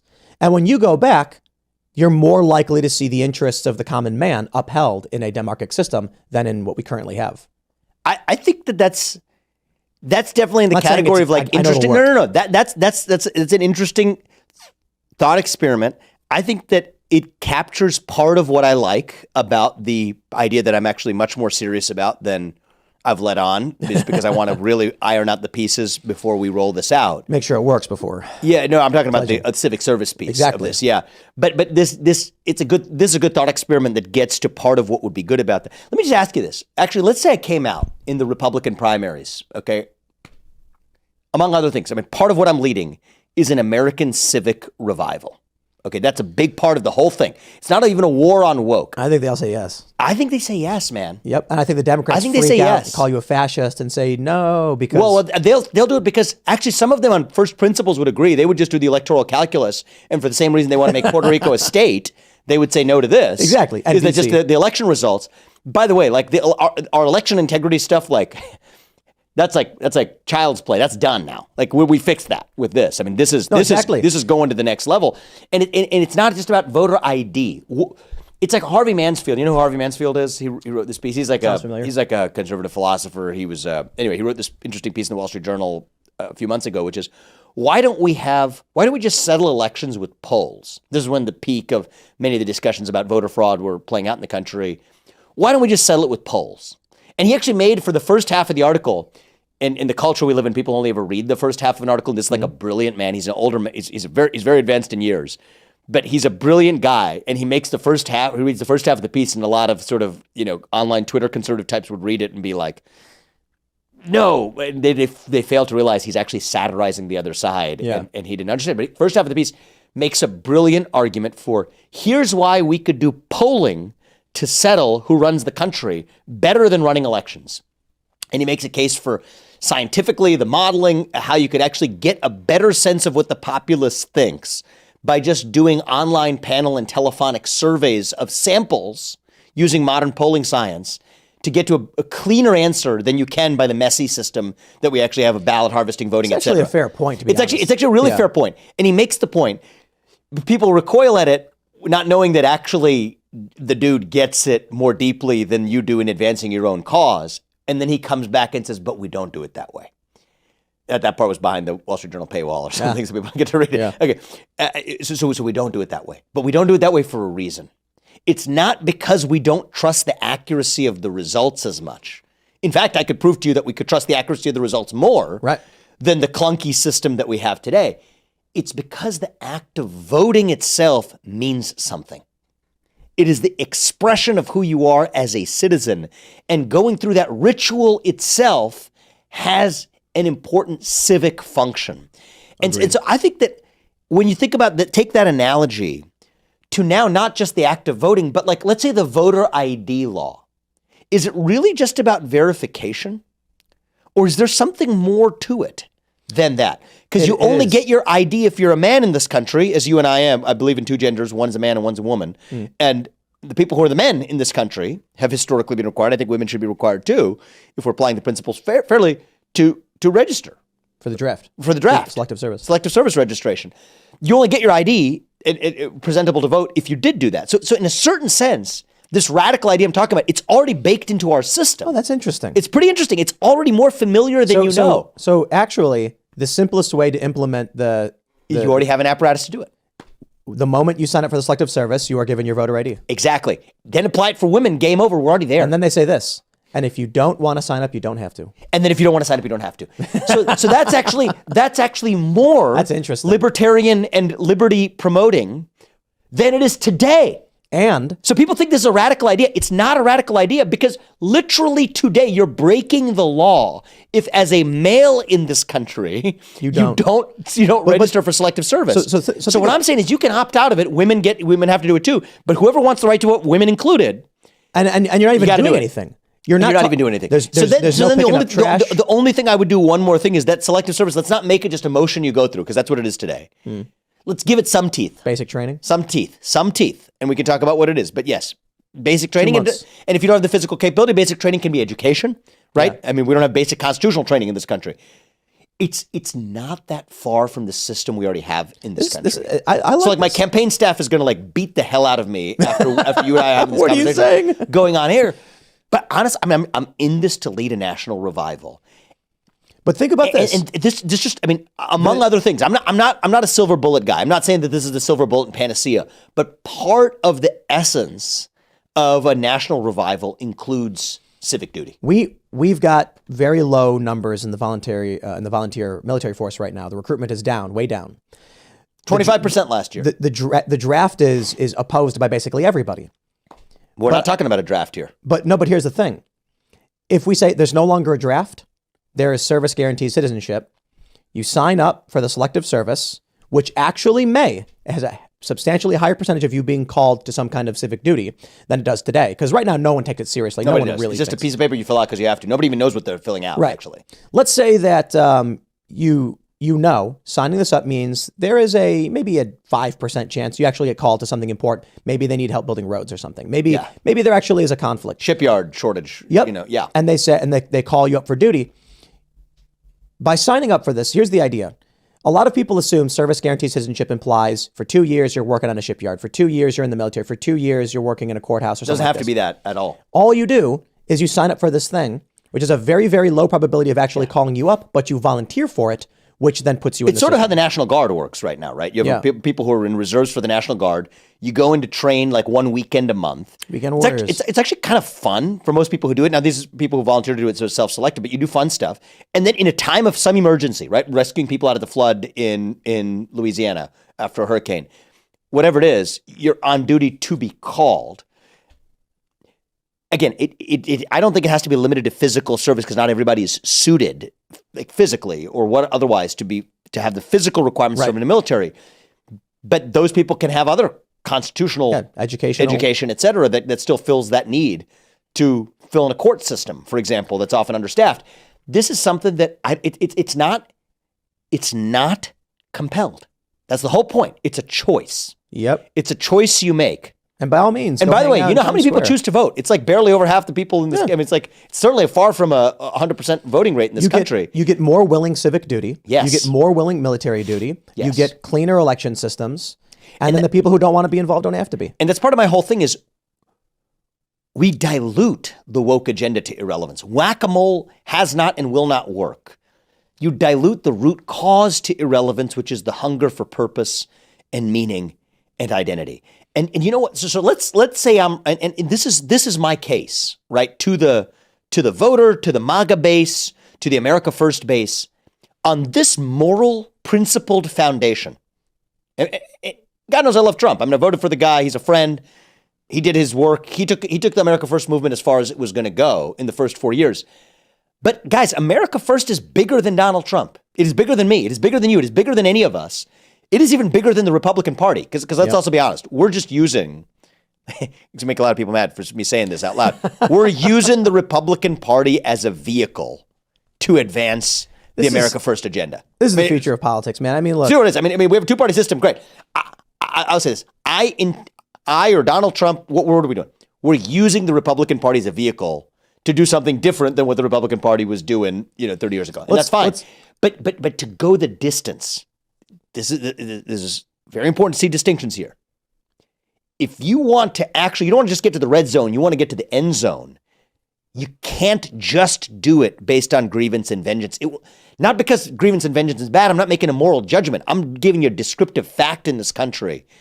You're going to actually take on. So why am I able to take on affirmative action? Right? Why am I the only presidential candidate in U.S. history, including Republicans, who has said I would end affirmative action with an executive order? Because it started with an executive order. And by the way, I pushed Trump's people on this. Why did they not cross out 11246, the Johnson era executive order? You could have just done it. You could have just done it with the stroke of a pen. Why didn't he do it? I'll give you an exact quote from his policy people. It's not a political hill we want to die on. So, and we can go on the climate cult. We can use military against the cartels, Mexico, secure border, shut down Department of Education, shut down FBI, all stuff I've said I'm going to do. How do you do that and unite the country? You do it based on first principles. You do it based on a moral foundation. Because if you're doing it based on grievance and vengeance, I mean, even this week in the Wall Street Journal, I wrote a piece, and it's really pathetic watching the DeSantis of the world just sort of cower in fear and try to dance their way around this. I said I would pardon Trump.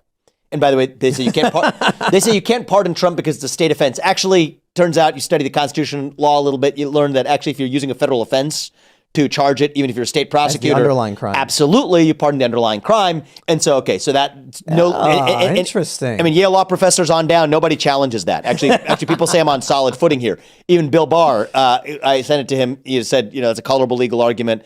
It's anywhere between colorable legal argument to hard law. So I think you got to understand this stuff to actually govern in these complicated times.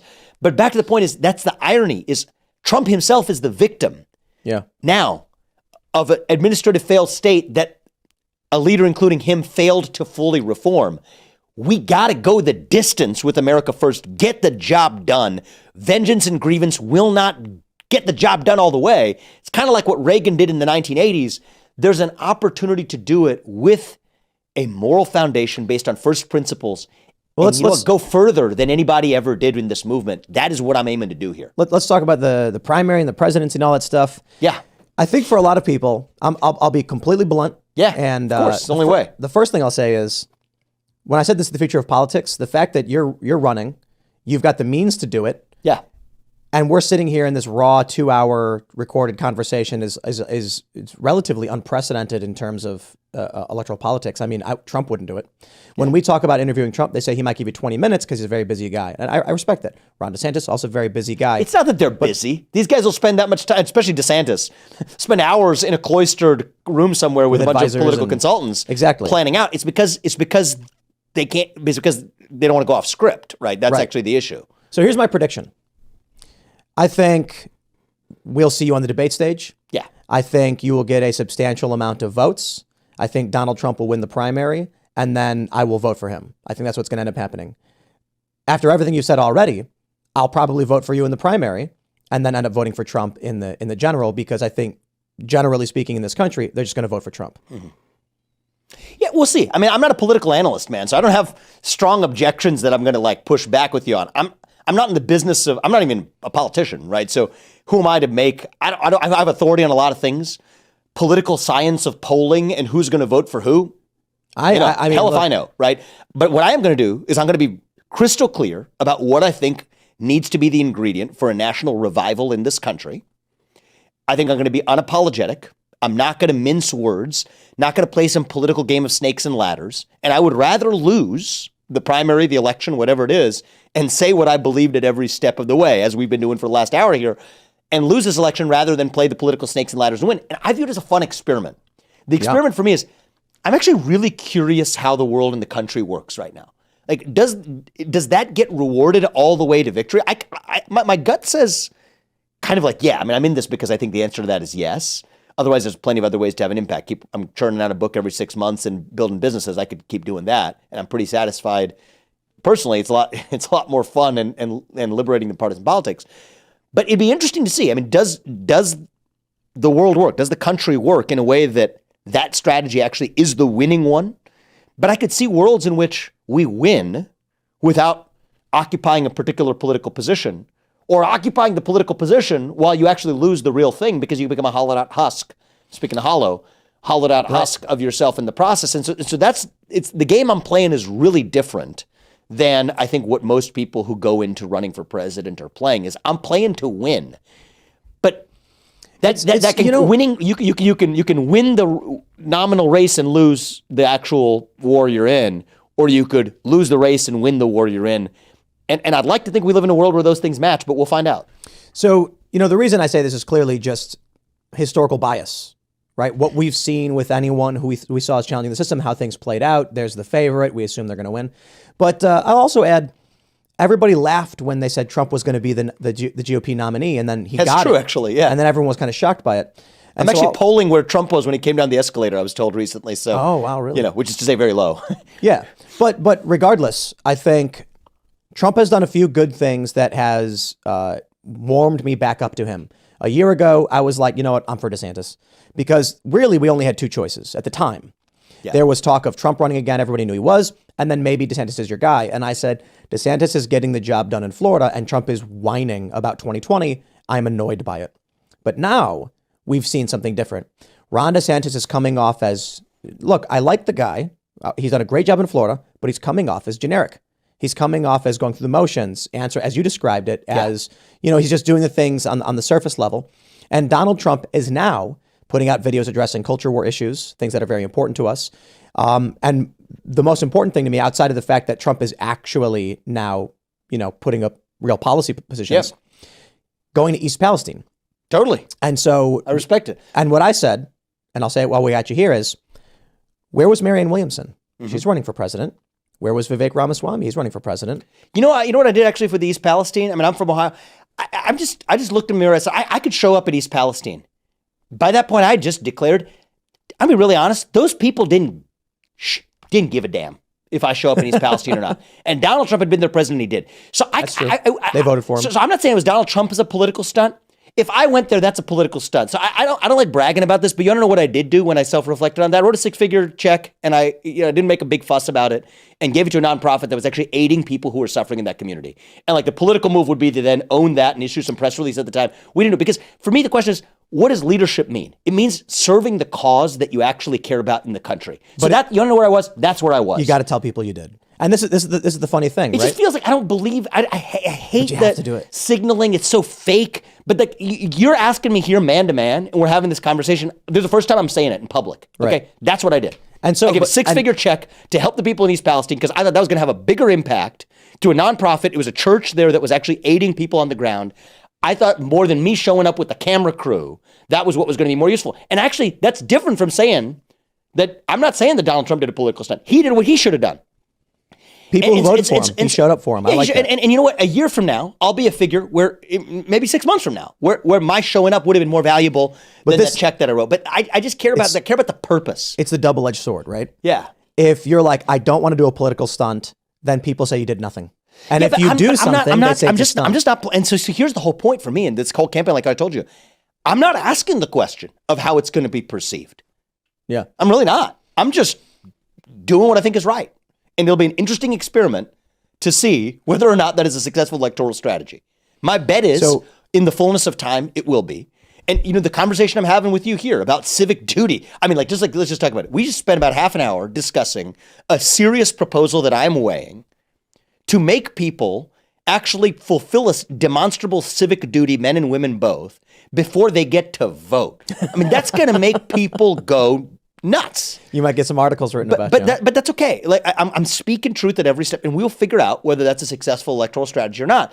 And that's the same reason why I didn't want to wear it on my sleeve that I did something substantive, if I may say so, to help people in East Palestine, is that I didn't want to make an advertisement out of it. And And that's just the way we're doing this. That's just the way we're doing this. The challenge is if a tree falls in the woods and no one's around to hear it, did it really happen? Yeah. And so what ends up happening is, and with all due respect, I'm on the show and I'm saying, I like Donald Trump. He went to East Palestine, goes to McDonald's, and he buys food for people. He brings pallets. The left mocked him saying, oh, he brought Trump water from his hotels. Oh, he brought this food from his hotels. And I'm like, did something. Yeah, he gave his stuff to these people. And so here's where I'm at also on the race. I mean, Trump is not a plastic politician. I'm going to be pretty honest. Everybody else in this race, Ron DeSantis included, is a plastic stuffed suit. They're circus monkeys that jump to what Twitter tells them to do. That's really what they are. I mean, it's agree. Not that different than Dylan Mulvaney, actually. I agree completely. And even Disney has the last laugh in the end. BlackRock has the last laugh in the end. Oh, we're going to pull $700 million out. Oh, I get my little conservative media bump out of it, get a little trend on Twitter. Oh, and then I'm just going to do a little truce, $13 billion with BlackRock, and a bunch of BlackRock lobbyists are also people who are in my pocket. Okay. Same thing with Disney. Okay, I'm going to get the Twitter trend out of it, and then Disney has the last laugh. At least it would appear that way right now. It doesn't matter because the thing they're solving for isn't even what is acting on conviction. It's just what the professional politician is supposed to do. That's Ron DeSantis, and it's not just Ron DeSantis. I'm just talking about him because he's the leader of the pack. It's any career politician. That's how they behave. Just how they're wired, what they're trained to do. We don't really have demarchic, service in this country. I like the idea, though. I like the idea, too. It's interesting. But this is what you get when you don't, right, is a class of professional politicians. Donald Trump is not that. I won't even pretend he's that. Now, I do think that he's somebody I respect, actually, as an outsider. What he did in 2016 is what I'm doing now. I think there's two things I would say, though. One is you get to be an outsider once. I'm not going to be the same person. If I get successfully elected, win this thing, run the country, take on the administrative state in the way I'm attempt to shut down the FBI, IRS, I intend to follow through with it. I love it. I'm not going to be the same person if I sit with you here 8 years from now that I am today. It's just, right. I'm human. Donald Trump is human. It doesn't work that way, okay? You go in to drain the swamp, maybe you will, but it drains you back. It's a two-sided war, okay? Donald Trump is not the same Donald Trump that existed in 2015. It's just a fact. Yeah. It's just true. It's not critical or anything. I won't be the same person 8 years from now that I am today. I've got fresh legs as an outsider. Okay, you get to be that outsider once. You seize that. You do as much as you can. You take the ball as far as you take it. You drop the mic. Let the next guy pick it up. Now, my view is the tradition in the GOP should be for the presidency. It's fine for foot soldiers, governors, congressmen, senators, et cetera, to be, people that are products and trained in the political system. So be it, if that's the way it's got to be. But for the White House, you want someone to take on the permanent state, it should be the outsider. Okay? We should be the party that puts the outsider in the White House. Democrats can be the party of the professional politician. Now, I think that so that leaves two people in this race. And I think by this fall, let's call it by this November, I think heading into the elections next year, I think that either shortly after the early states, and if not even before the early states, it's going to be a two-person race between me and Donald Trump. Because that's where this ends up. I think that's where the base is at in terms of understanding this got to be the outsider. No DeSantis? Not in a serious way. No, I think he's more or less irrelevant.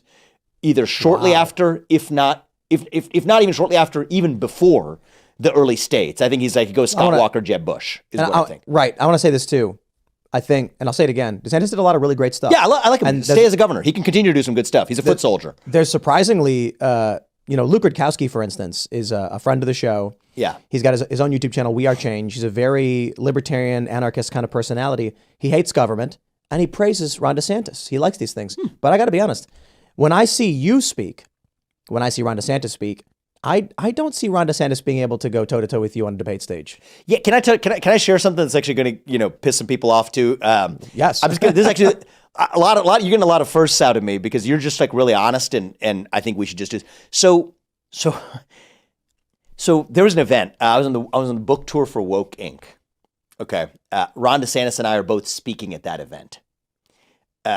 He's the main speaker. Nobody's coming to, I'm not the main person people are coming to hear, but I was also a speaker. I speak, whatever. Different environments are different. I get a standing ovation or whatever. He comes on afterwards, more muted crowd reaction. He's pissed. He leaves. He was supposed to stay for the dinner. He leaves. One of the sponsors of the table pulled me aside afterwards. Oh, great job, et cetera. Donor guy said, hey, just give you a piece of advice.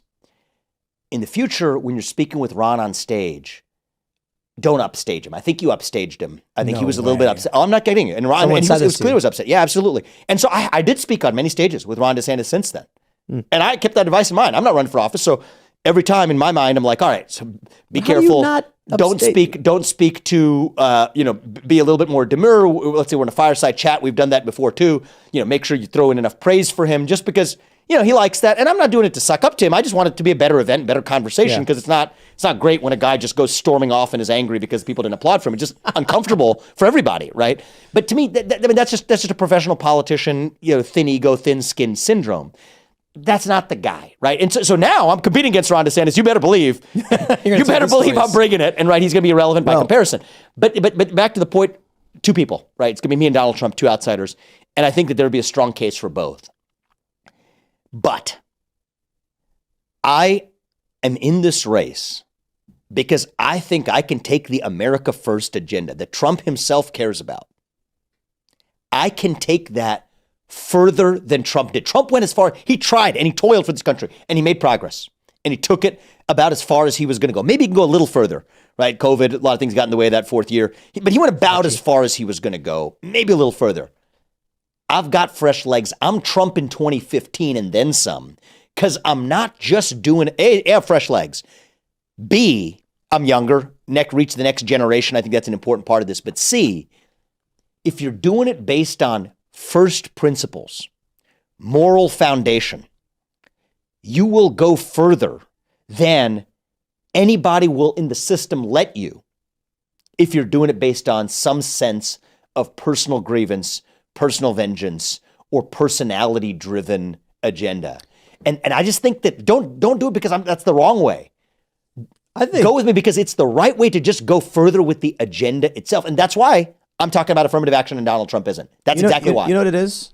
There's actually one factor that steps in first when I think of can someone survive a debate on a stage, and it's wit. It's your quick responsiveness. Simply put, when I see DeSantis speak, I got to be honest. Based on what I've seen of him speaking and seen of you speaking, you seem like DeSantis will make a point, and you'll already have in your mind 10 counters, 10 additional statements to make, ready to rapid fire. I don't see that for DeSantis. I think I appreciate the compliment on skill or whatever. I don't think it's skill though. I think the reason at the heart of wit is actually having beliefs, deep-seated beliefs. And I think that if you just take thinking about it, I mean, if you just take the example of the response to the Trump indictment or whatever, right? It took him a solid couple of days to muster up some sort of response. Then after 2 weeks, then you get all the advice and the policy planning, et cetera. Okay, let's play this exactly right. Let's say we'll extradite him because then we know he's going to actually surrender, so we look like we have the upper hand. And it's so calculated, dude. Let me ask you. Yeah. What the moment the news came down that Trump would be indicted, what would you have said in your press conference? I did say it. Oh, what did you say? I literally said it. Yeah, I mean, I woke up that morning. We could probably pull up the video on Twitter. Maybe pull it up after this. Check it out. I just found it on Saturday when we're campaigning in South Carolina. It's a Saturday morning when I woke up. Apparently, news came out Friday night or that Saturday morning. When I woke up, I saw it. This is wrong. This is un-American. We're not a country where the party in power uses its police power to arrest political opponents. And why did I speak up? I thought I had credibility because I'm running against Donald Trump. And this is before he'd been indicted. I thought that if more people who are running against Trump on principled ground came out against it, and I have this legal background, et cetera, pointed out a lot of the flaws about what was reported about the potential case, I thought it would have the potential to avert a bad thing from happening.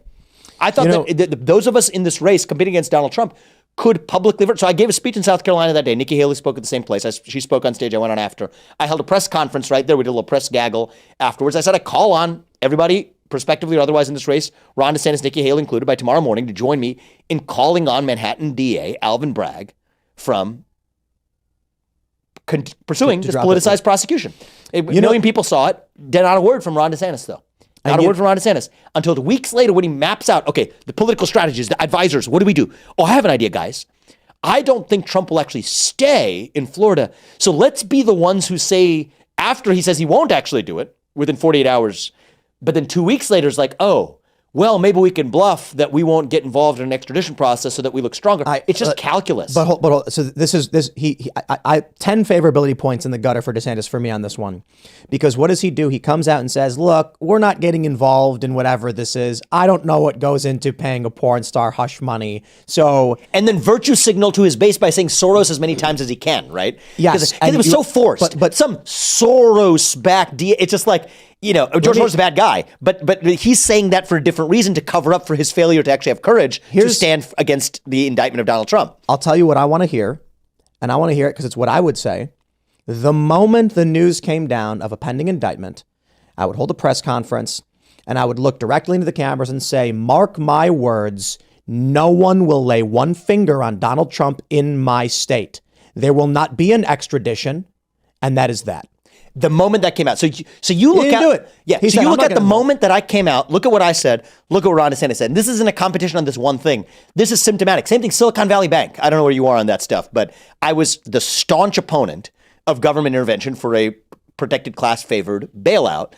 They got it. He didn't say they got it. And again, I'm in this for the country, right? So in Trump's case, as in that case, I was in the pages of the Wall Street Journal before Janet Yellen's press conference. Why? Because I think we can actually, sometimes those of us who have public positions of authority, platforms, et cetera, can at least help influence the dialogue. I didn't succeed on my own then. Where was Ron DeSantis? He didn't say a word after that bailout. You want to know why? Because one of the Silicon Valley venture capitalists, David Sachs and others, who were clamoring for their own, and I guess it's not their fault. It's not, if you're arguing for people giving you money, I guess that's not your fault. It's just other people's fault for believing you. Yeah. What does he do? He's the guy who then hosts a fundraiser for Ro Khanna, the Democratic congressman who lobbies for a bailout. Turns out to be a big fundraiser holding fundraisers for DeSantis. Really? Absolutely. Wow. So this is how the system works. Yeah. In the professional politician class, I'm not faulting DeSantis for not having money to be able to self-fund or whatever. It's just, you're captured. You're captured by the system. You've convinced me of a lot this year today, Vivek. I mainly want Trump right now because, for one, I think his foreign policy was just beautiful. Not perfect. But it was good. It was strong. Yeah, and the moment... I'm still going to go further than he did with that America First agenda on the foreign policy side. We could have used the military to secure the border. The wall was never going to be enough. But the small stuff. I mean, we can pick at building, not small stuff, big stuff. But you can always, even after I'm in for 4 years, somebody's going to be able to point to things that I didn't do just because you don't get to them in 4 years. But so I'm with you on that. I think you're really taking DeSantis down a peg or two. And I'm not saying that in a disrespectful or like, I'm not trying to be mean. I'm trying to say, like, a lot of people don't know about who's behind Ron DeSantis. I don't think there necessarily needs to be any kind of like, I hate you, you hate me, this feud or anything like that. Because I think he's done a good job. But I actually think he's a good governor in Florida. He's a good governor. I think he should stay governor. People are saying like Trump then DeSantis, and I'm like, I don't know. Maybe I think it's probably you. In terms of anyone I've heard talk about their plans, the agenda, what's going on in this country, you've said more to me that matters than even Trump has ever said. The thing about Trump is, I think he's got a substantially higher likelihood of winning this election. And I think the revenge is going to result in a Schedule F termination of all these bureaucrats. I think you'd likely do that too. If you win the GOP nomination, you've got my vote. Thanks, man. I appreciate it. And I'll take your vote in the primary too, even if I'm not going to win. So you know what I mean? So I'll take that too. Ian's a big fan, by the way, too. What's that? Ian's a huge fan. Ian Crossland. Oh, nice. IRL. He's constantly bringing up. He's not in the room right now, but okay. But tell him I said hey. Yeah. I thought I was looking over here like he's the in the funny room. thing about you pointed over here, so well, he normally sits over there. Okay. But Ian is just this very, very I don't know, confident, and he says stuff like, "I should be Vivek's VP. I should be his." I'm like, okay, Ian. I appreciate the vote of confidence or whatever, but. Let's say there's a couple things about the Schedule F thing, because this is a good example of even going further than Trump did. So let's talk about, your audience probably knows this, so I don't need to bore you with the details, but the basic gist is they wanted to cleanse the administrative state.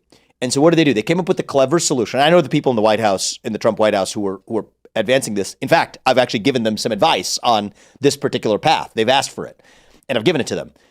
And I think it's a positive step forward. So what they're saying is, okay, there's civil service protections, laws passed by Congress that say you can't fire bureaucrats, but there are exceptions to those civil service protections that say if you're in a policy-making role, then the president can fire you. Even if you're in a technical bureaucratic role, they can't. So that's called Schedule F, effectively. I'm simplifying it. But what it means is then they said, okay, we're going to redefine that more broadly to say that more of those roles are policymaking roles so we can fire more of those people. I'm all in favor of that. That's still small ball. You want to know what the right answer is? Yeah, what is it? Article 2 of the Constitution. Read against those civil service protections, and then read the civil service protections carefully, measured against a different statute called the Presidential Reorganization Powers. I don't think we need Schedule F. You could just do it right now. And I'll tell you, Trump has been a CEO. I've been a CEO. I've built the company, multi-billion-dollar business, different kind of company. But we've both been in the private sector. I'll bring you a simple understanding of the Article 2 of the Constitution. Take my Yale Law School hat off and put on my CEO hat, okay? If somebody works for you and you can't fire them, they don't work for you. Yeah. It means you work for them because you're responsible for what they do without having any authority over it. That's the position that Trump put himself in. So you know what? I'd fire him. So you know what would happen, and this is why Trump didn't do it, is that they would sue. And they would take that to the Supreme Court. Well, guess what I've done? I've studied the current Supreme Court. The composition, and I give Trump some credit for this because he helped create the composition. Yeah, 3 of them. Of that Supreme Court. So full props to my man Trump for that, okay? But now use it. Use it in your favor. Those guys agree with this position. So let's say we do that. What do? We permanently codify the end of the administrative permanent state that rules the president. That we ensure the people who we elect to run the government, who would have ever thought, end up being the people who actually run the government. Because then it's not just during my term in office. That's codified in precedent by the Supreme Court and any future president. What do I say? It's the model of Trump had his 4 years, did what he could, drop the mic, I'll pick it up, take it to the next first down, drop the mic, the next guy picks it up. I've made his job easier because we codified that in Supreme Court precedent itself. So that's the way we got to be thinking. And this is just to sort of finish getting this thought on the table, because I think it goes to the distinction between Trump and me, and goes to, look, I'm an America First guy. I'm a pro-Trump guy, 2020, all in for him. America First, MAGA. These ideas do not belong to any one man. They are bigger than any of us. It's bigger than Donald Trump. It is bigger than me. We are vehicles for advancing that agenda. It is bigger than the Republican Party. In fact, we're just co-opting the Republican Party to advance this agenda. So it's even bigger than partisan politics, which means you can unite the country, where a lot of independents and even some weird Democrats are actually going to come along with this. That is what this is about. And I will take that further than Trump ever did. That's just my distinction from Trump, from two people who are arm in arms. And I'll tell you this too. If Donald Trump wins, I will help him. If I win, I expect and hope and fully expect that Trump will help me. I will take him as an advisor. But it's about getting the agenda advanced. I don't need professional plastic politicians doing it, and DeSantis should govern in Florida. But I think that when we're talking about actually reforming the country, that's the way this looks.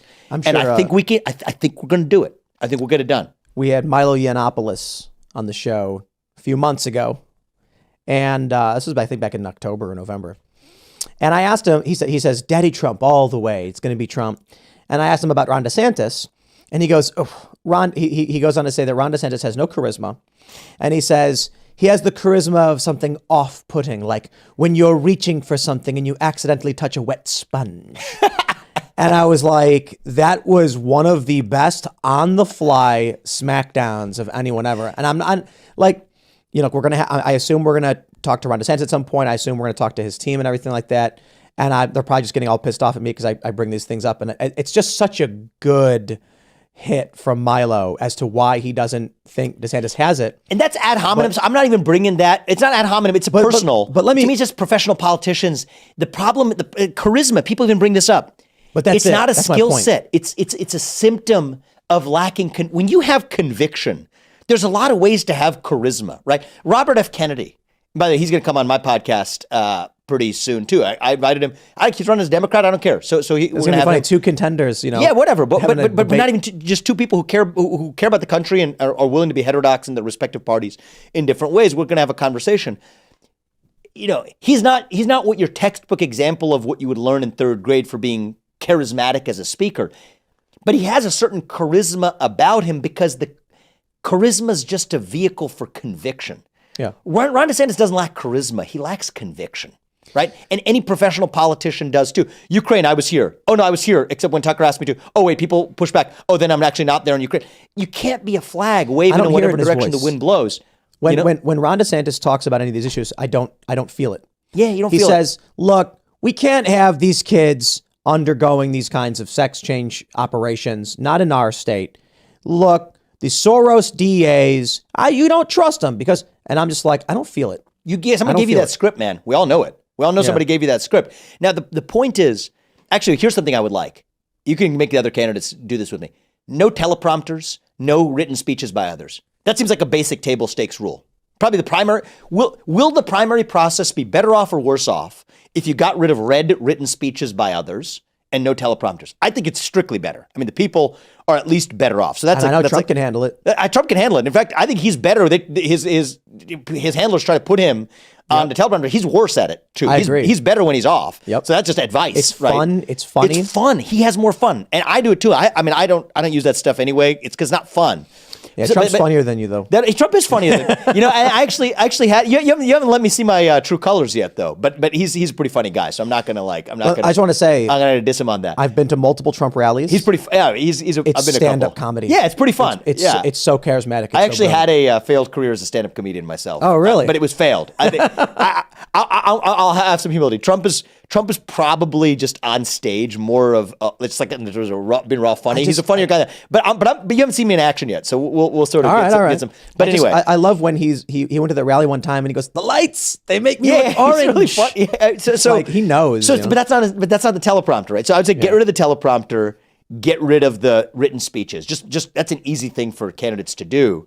But the thing is, as it relates to DeSantis and as it relates to people like him, okay, it's not even that you can't grab the beer with him or the charisma. It's not the personal skill set.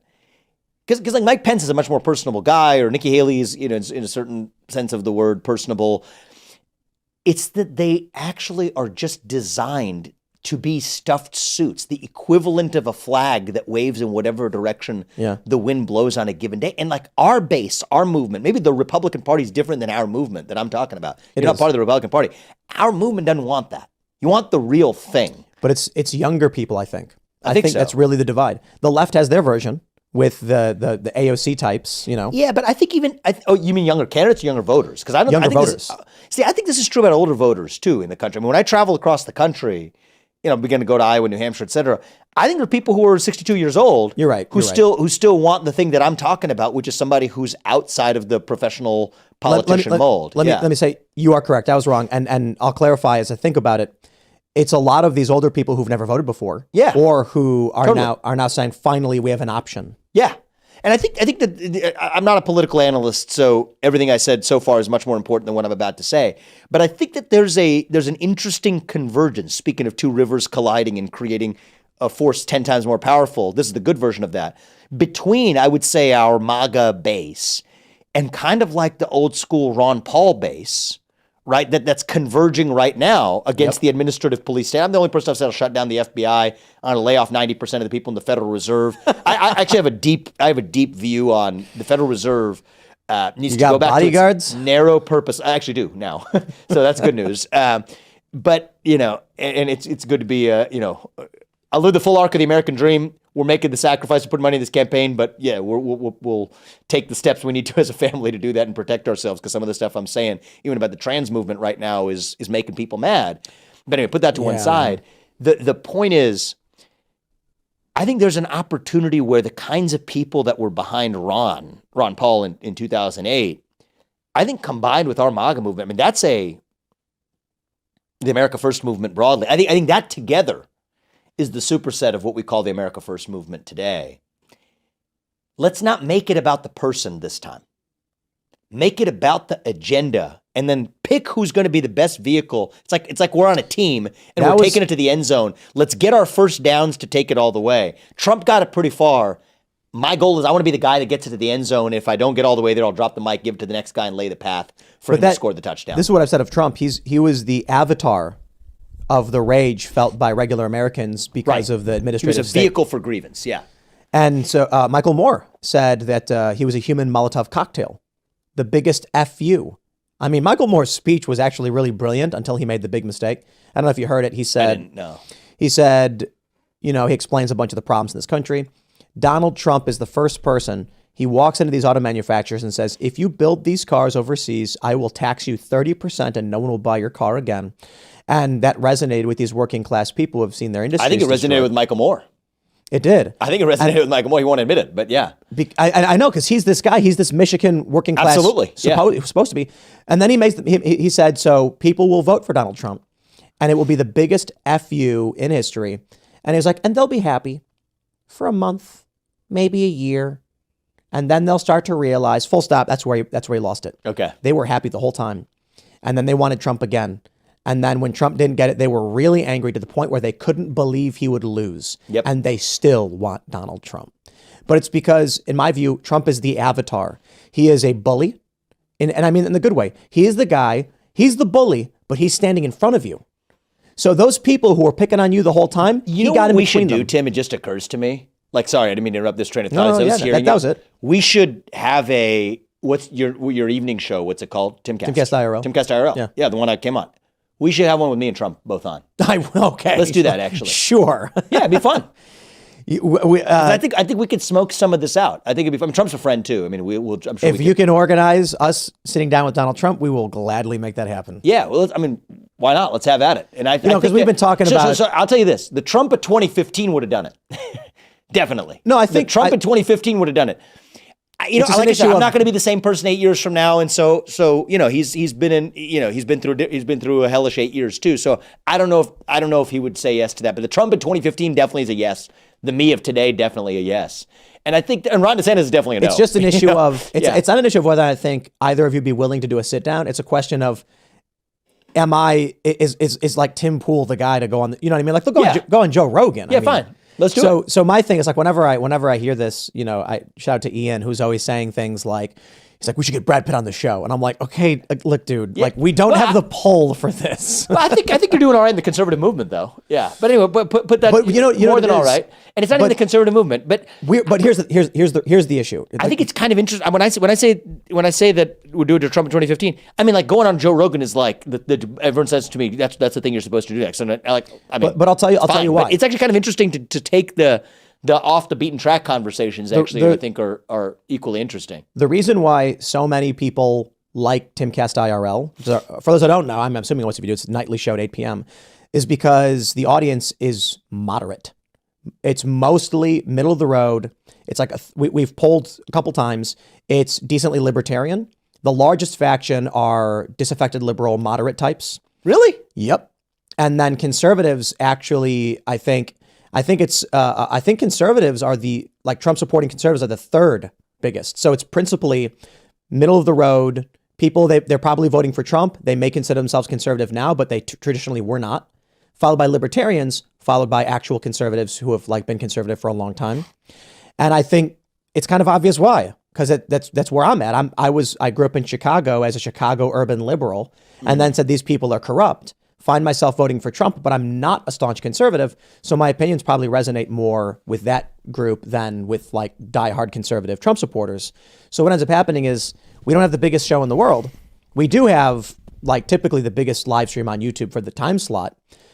But we had Marjorie Taylor Greene on the show, and the response was amazing. People saying, I've never heard her speak before. I thought she was insane. Well, of course, Trump supporters and conservatives have heard her speak. Yeah. That's why they like her and they vote for her. But regular people thought she was just insane based on the news reports. Steve Bannon comes on the show, and they say, I didn't realize Bannon was like this economic populist guy. I thought he was a racist. I've never heard him speak before. And so we're not getting the millions of views of like Steve Crowder or whatever, or Steve Bannon, but we're reaching a group of people that everyone's kind of fighting over, which is the moderate, middle of the road kind of voice. That's who I feel like where I'm at. Mm-hmm. I don't like the Democrats. I don't like Joe Biden. I don't like the establishment. We want viable alternatives. Trump has his issues, but I'll vote for him because he does things that I like, especially with foreign policy. Whereas the hardcore Trump supporters will vote for Trump basically at this point, no matter what, because they're like, he's our guy. So long story short, maybe we can get you and Trump to sit down together simply because there are people we reach a lot of these independents and moderates who want to know the difference and want to hear it. But I got to be honest, I think the reason Trump might not do it is because you're gonna win. You're gonna bring up very specific things Trump's not going to be familiar with. He's not going to want to sit for 2 hours. And if Trump does get up and leave and you stick around, that gives you the final word. Mm-hmm. I think that's the risk to anybody in politics. To put it simply, I mean, you have the energy, the knowledge, and the willingness that I don't think other people have. And you know what? If I'm twice my age, or even 8 years from now, after running the country for 8 years, I'm probably not going to be the same person now either, right? I'm going to have wrinkles, going to be tired, don't have fresh legs anymore. I mean, that's just the way the system works. Is it can't be tethered. I mean, if you believe in America first, it's bigger than one man. Let's treat it accordingly. So let me ask you a direct question. I guess I guess you don't have to answer, but are you a billionaire? I'm close. I think I don't look at my bank account every day. I think there have been days where I have been, but north of $500 million is the zip code I'm in. So my question for you then is,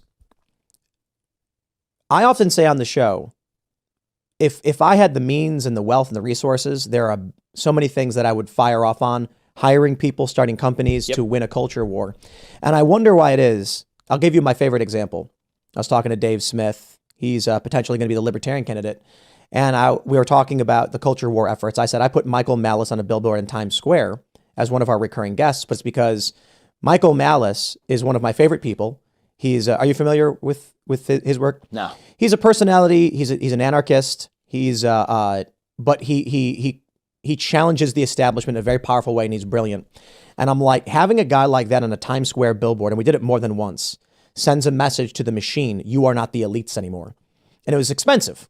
And if I had $500 million, I would buy Times Square, and I would put all of these people up there and say, we are coming, we are taking over. My question is, I suppose, not for you because you're running for president. Yeah. But there's got to be a lot of people who have a ton of money who could write a check to someone and say, win.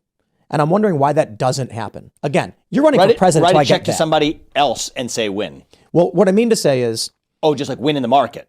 Well, like, make a movie. Yeah, make a movie. TV I was just show. going to say, actually, one of the things is making a movie. Look, buy magazine space, buy billboard space. And space. I've thought about that. I've looked at different ways of having an impact over the last few years. But again, you're running for president, so I'm not right. No, but I mean, but I haven't gone through the journey of thinking about this. So I started Strive. You familiar with Strive? The capital investment? Yeah, exactly. Yeah. I mean, so that's competing with BlackRock, using shareholder pressure on corporations. We raised, I mean, it was but that's another reason why I say $500 million in 3 months, right? That's why I'm not trying to lump you on. Yeah, but what else would I tell other people to do, or why don't people do it? There's a lot of people that I know are doing a little. Yeah, so here's one of the limitations I've found is that, and it's just getting real here, I mean, I think that when it comes to business building, let's just take that avenue in particular, it takes some rigor. Yeah. It takes some discipline and skill that a lot of the people who are most motivated by sort of the heart being in the right place, ideologically and otherwise, it's just the sad truth, man, do not overlap with the same skill set that the people on the left have when it comes to, like, build a tech company, build a banking institution, a financial institution. You're right. And so for me, I'm at that unique intersection, right? I mean, whatever the metrics are academically or in terms of financial or technical competence or whatever on the left, like, I'm going to be better than that 99.9% of the time, but I have different value set. And so that was a calling for me. But I think one of the limitations at being in the front end of that, investing in other companies and or starting them, I can just tell you the rate limiter on our side is, in that domain, the kind of talent that results in successful large-scale business building. And I don't think that's permanent. I think that's starting to backfill. I think a lot of young people now are becoming disaffected from the woke orthodoxies that are this is what coming we around. Are. Yeah. I was urban liberal Chicago, and now I'm like, these people have lost it. Right. So what I've built here and the crew here, everything they've built and all of our members have built is, again, filling that backstop, as you said.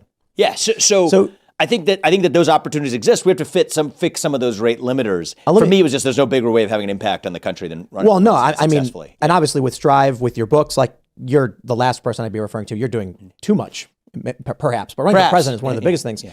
But so one of the things that we've been talking about doing is a scatter shot of culture building.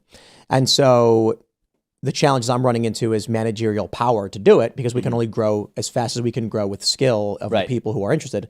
But the idea would be, within my means, a $10,000 grant once a month to someone working on something culturally, so that the way it's a scatter shot of, let's give 100 people 10 grand, and then maybe one of them actually ends up making something big. I like where your heart's at and where the spirit is. I'm just telling you from experience, like these things take real effort, real discipline, focus, and the chance rare. that the idea matches the reality is really itself a scattershot. But that's why I So say even the scattershot idea is itself part of a broader scattershot. Is my point. So we'll see. I'm supportive of it. I think experimentation's good. I think that it will give encouragement to other people. What we need Yeah. is for the people who work for Disney, who know this stuff is bad, Yep. to have an alternative. Totally. Because they're saying, if I speak up, this is what they tell me all the time. Totally. I've got kids. If I speak up, I'll lose my job. Totally. There needs to be a place where it's like, well, if you speak up, we'll hire you. That's a big part of it. And then there's the version of what I was doing with Strive and trying to do, in that mission going forward is use shareholder power to change the existing institutions as they exist, because that's a big part of the reason they behave why they do is actually top down as well. So there's no silver bullet to complex problems. I see that there's a plethora of partial solutions. That's the best you're going to get. So there's a role for everyone to play in building their piece of the quilt. And I think that creating new institutions from scratch, reforming existing institutions in the private sector, setting a cultural revival, including through political leadership from the top. There's a role for each of these things. Even in the university realm, there's people who are starting University of Austin. People are starting, I would say Ralston College. I don't know if you've heard of it in Georgia. Yeah. Et cetera. And then there's reforming existing institutions. It's got to be an all of the above approach. And I just think sometimes we fall into the trap of those of us who have our respective ideas. Myself, I've fallen into this trap too, of thinking that because it's the mousetrap that we're closest to or have the skill set that's most tied to, that we then want to sell to ourselves and then to the world the idea that that's the silver bullet. Exactly. And you can't fall in that trap. And this Even the presidency, you can't fall in that right. trap. This is not. I can't fetishize that. It's one of many bullets we're going to need. This is what I mean when I say going back to the definition of what wokeness is. A lot of people apply it to their worldview as to what it is, and there's something broader here. Yeah. So I think we're going to wind things down. Yeah. Are there any final thoughts you want to throw in there as we wrap it up? Yeah, I mean, look, I think that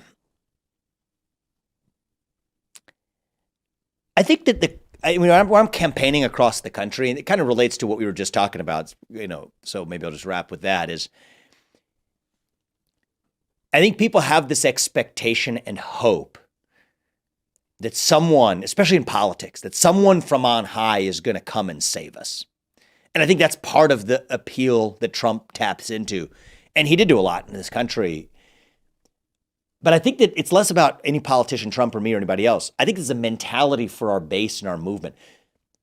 The bad news is nobody is going to come from on high and save us. It's not going to happen. If we're going to be saved, it's going to be because we save ourselves. All right. And I think that once people get that sense, then that answers your question about why aren't the other people stepping up with money or even with less money or whatever. It's a mentality that you're waiting for somebody else to save you. We have to save ourselves. And I think that's the mentality. And I think if you're going to embrace that, I think human beings require some, not false optimism, but some reason to believe that they can be optimistic about the change that they're going to be, the way they're going to, participate in us saving ourselves. And the thing I'll say there is, look, we live in this moment where the thing we're taught to believe is that we're on a path to a national divorce or we're on this inevitable national decline. And I was in a pretty bad mood when I wrote my second book. My whole second book, the premise of it was, are we Rome? Or, got to the twist midway through, are we Carthage? Because we should be so lucky as to be Rome. Rome lasted a lot longer than America has lived so far. Maybe we're just Carthage. Yeah. And I think that where I am now is I don't think we have to be either Rome or Carthage. I'm like, both are bad. Both are bad. Both are bad. It's bad news or worse news. But actually think of it this way, just as a thought experiment. Put on the possibility, just for a second, that we're just a little young, like going through our version of adolescence. We said we're lost in the desert, trans movement, woke movement, whatever. We're lost. Going through our version of adolescence, still figuring out who we really are. And when you think of it that way, it takes the pressure off a little bit and gives us a sense of direction that we're still maturing towards our version of adulthood. And I think if we are not waiting for somebody to come from on high and lead us there, but lead ourselves there, I don't know, it seems a lot more tractable to me. And I think I'm in a much more hopeful place than I was even a year and a half ago when I was in the thick of writing that last book. Yeah, and there's some victories too. North Carolina Democrat switches parties, says, Yeah, I mean, what's going on. there's a lot to be happy about every day you wake up to, and I think that becomes a lot easier. You know what we could do too? I'm hoping, I don't know what's going to happen, that Dave Smith or somebody for the Libertarians, they announced they're going to be running for the presidency, and then I'd love to, if you'd be interested in sitting down with them and having that potentially. conversation. I mean, I don't know. I mean, I want to. It's somebody worthy of having. Like, I like this chat because it's a worthy chat. Dave Smith is like, you're familiar with the Mises Caucus? The what? The Mises, von Mises. Yeah. They basically took over the Libertarian Party because they have something behind them. I'm a von Mises. I like a lot of what von Mises wrote. So yeah. But Dave Smith is becoming particularly prominent. And a lot of people are speculating he's going to be the Libertarian candidate for president. That's fine. I mean, I think that I'm interested in anything that moves the ball forward. I'm interested in.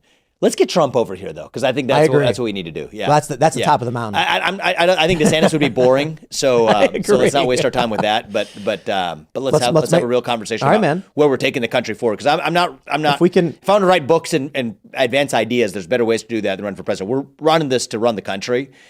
I think that I'm where Trump was in 2015. I want to take the agenda even further. I think I can. But you know what? Let's talk with the last guy who did it. Let's do it. And I'll recruit him to be my advisor, and I'll probably help him if he ends up being the guy. But I'm in this to be the guy. So, all right, man. Let's do it. All right. Thanks for hanging out. This has been an absolute blast. Yeah, thanks, man. Are there any links or anything you want to mention? Vivek. You know what? Actually, since you're mentioning it, Vivek2024.com.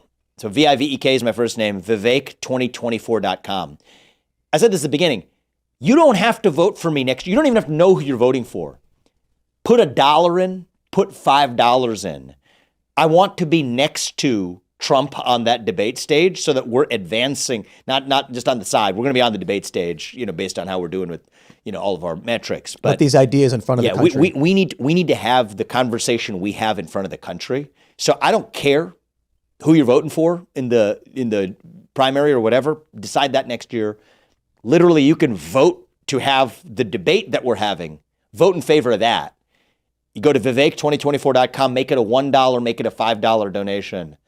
That will help make that happen.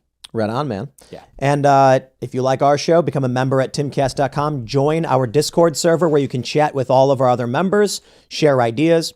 One of the cool things we're doing for our members is that Fridays are going to be our member sponsorship shoutouts. So instead of advertising some big corporation, we're going to choose one of your companies, and that will be the sponsor spot. And hopefully we'll be able to get that done today, which will be at 8 p.m. tonight.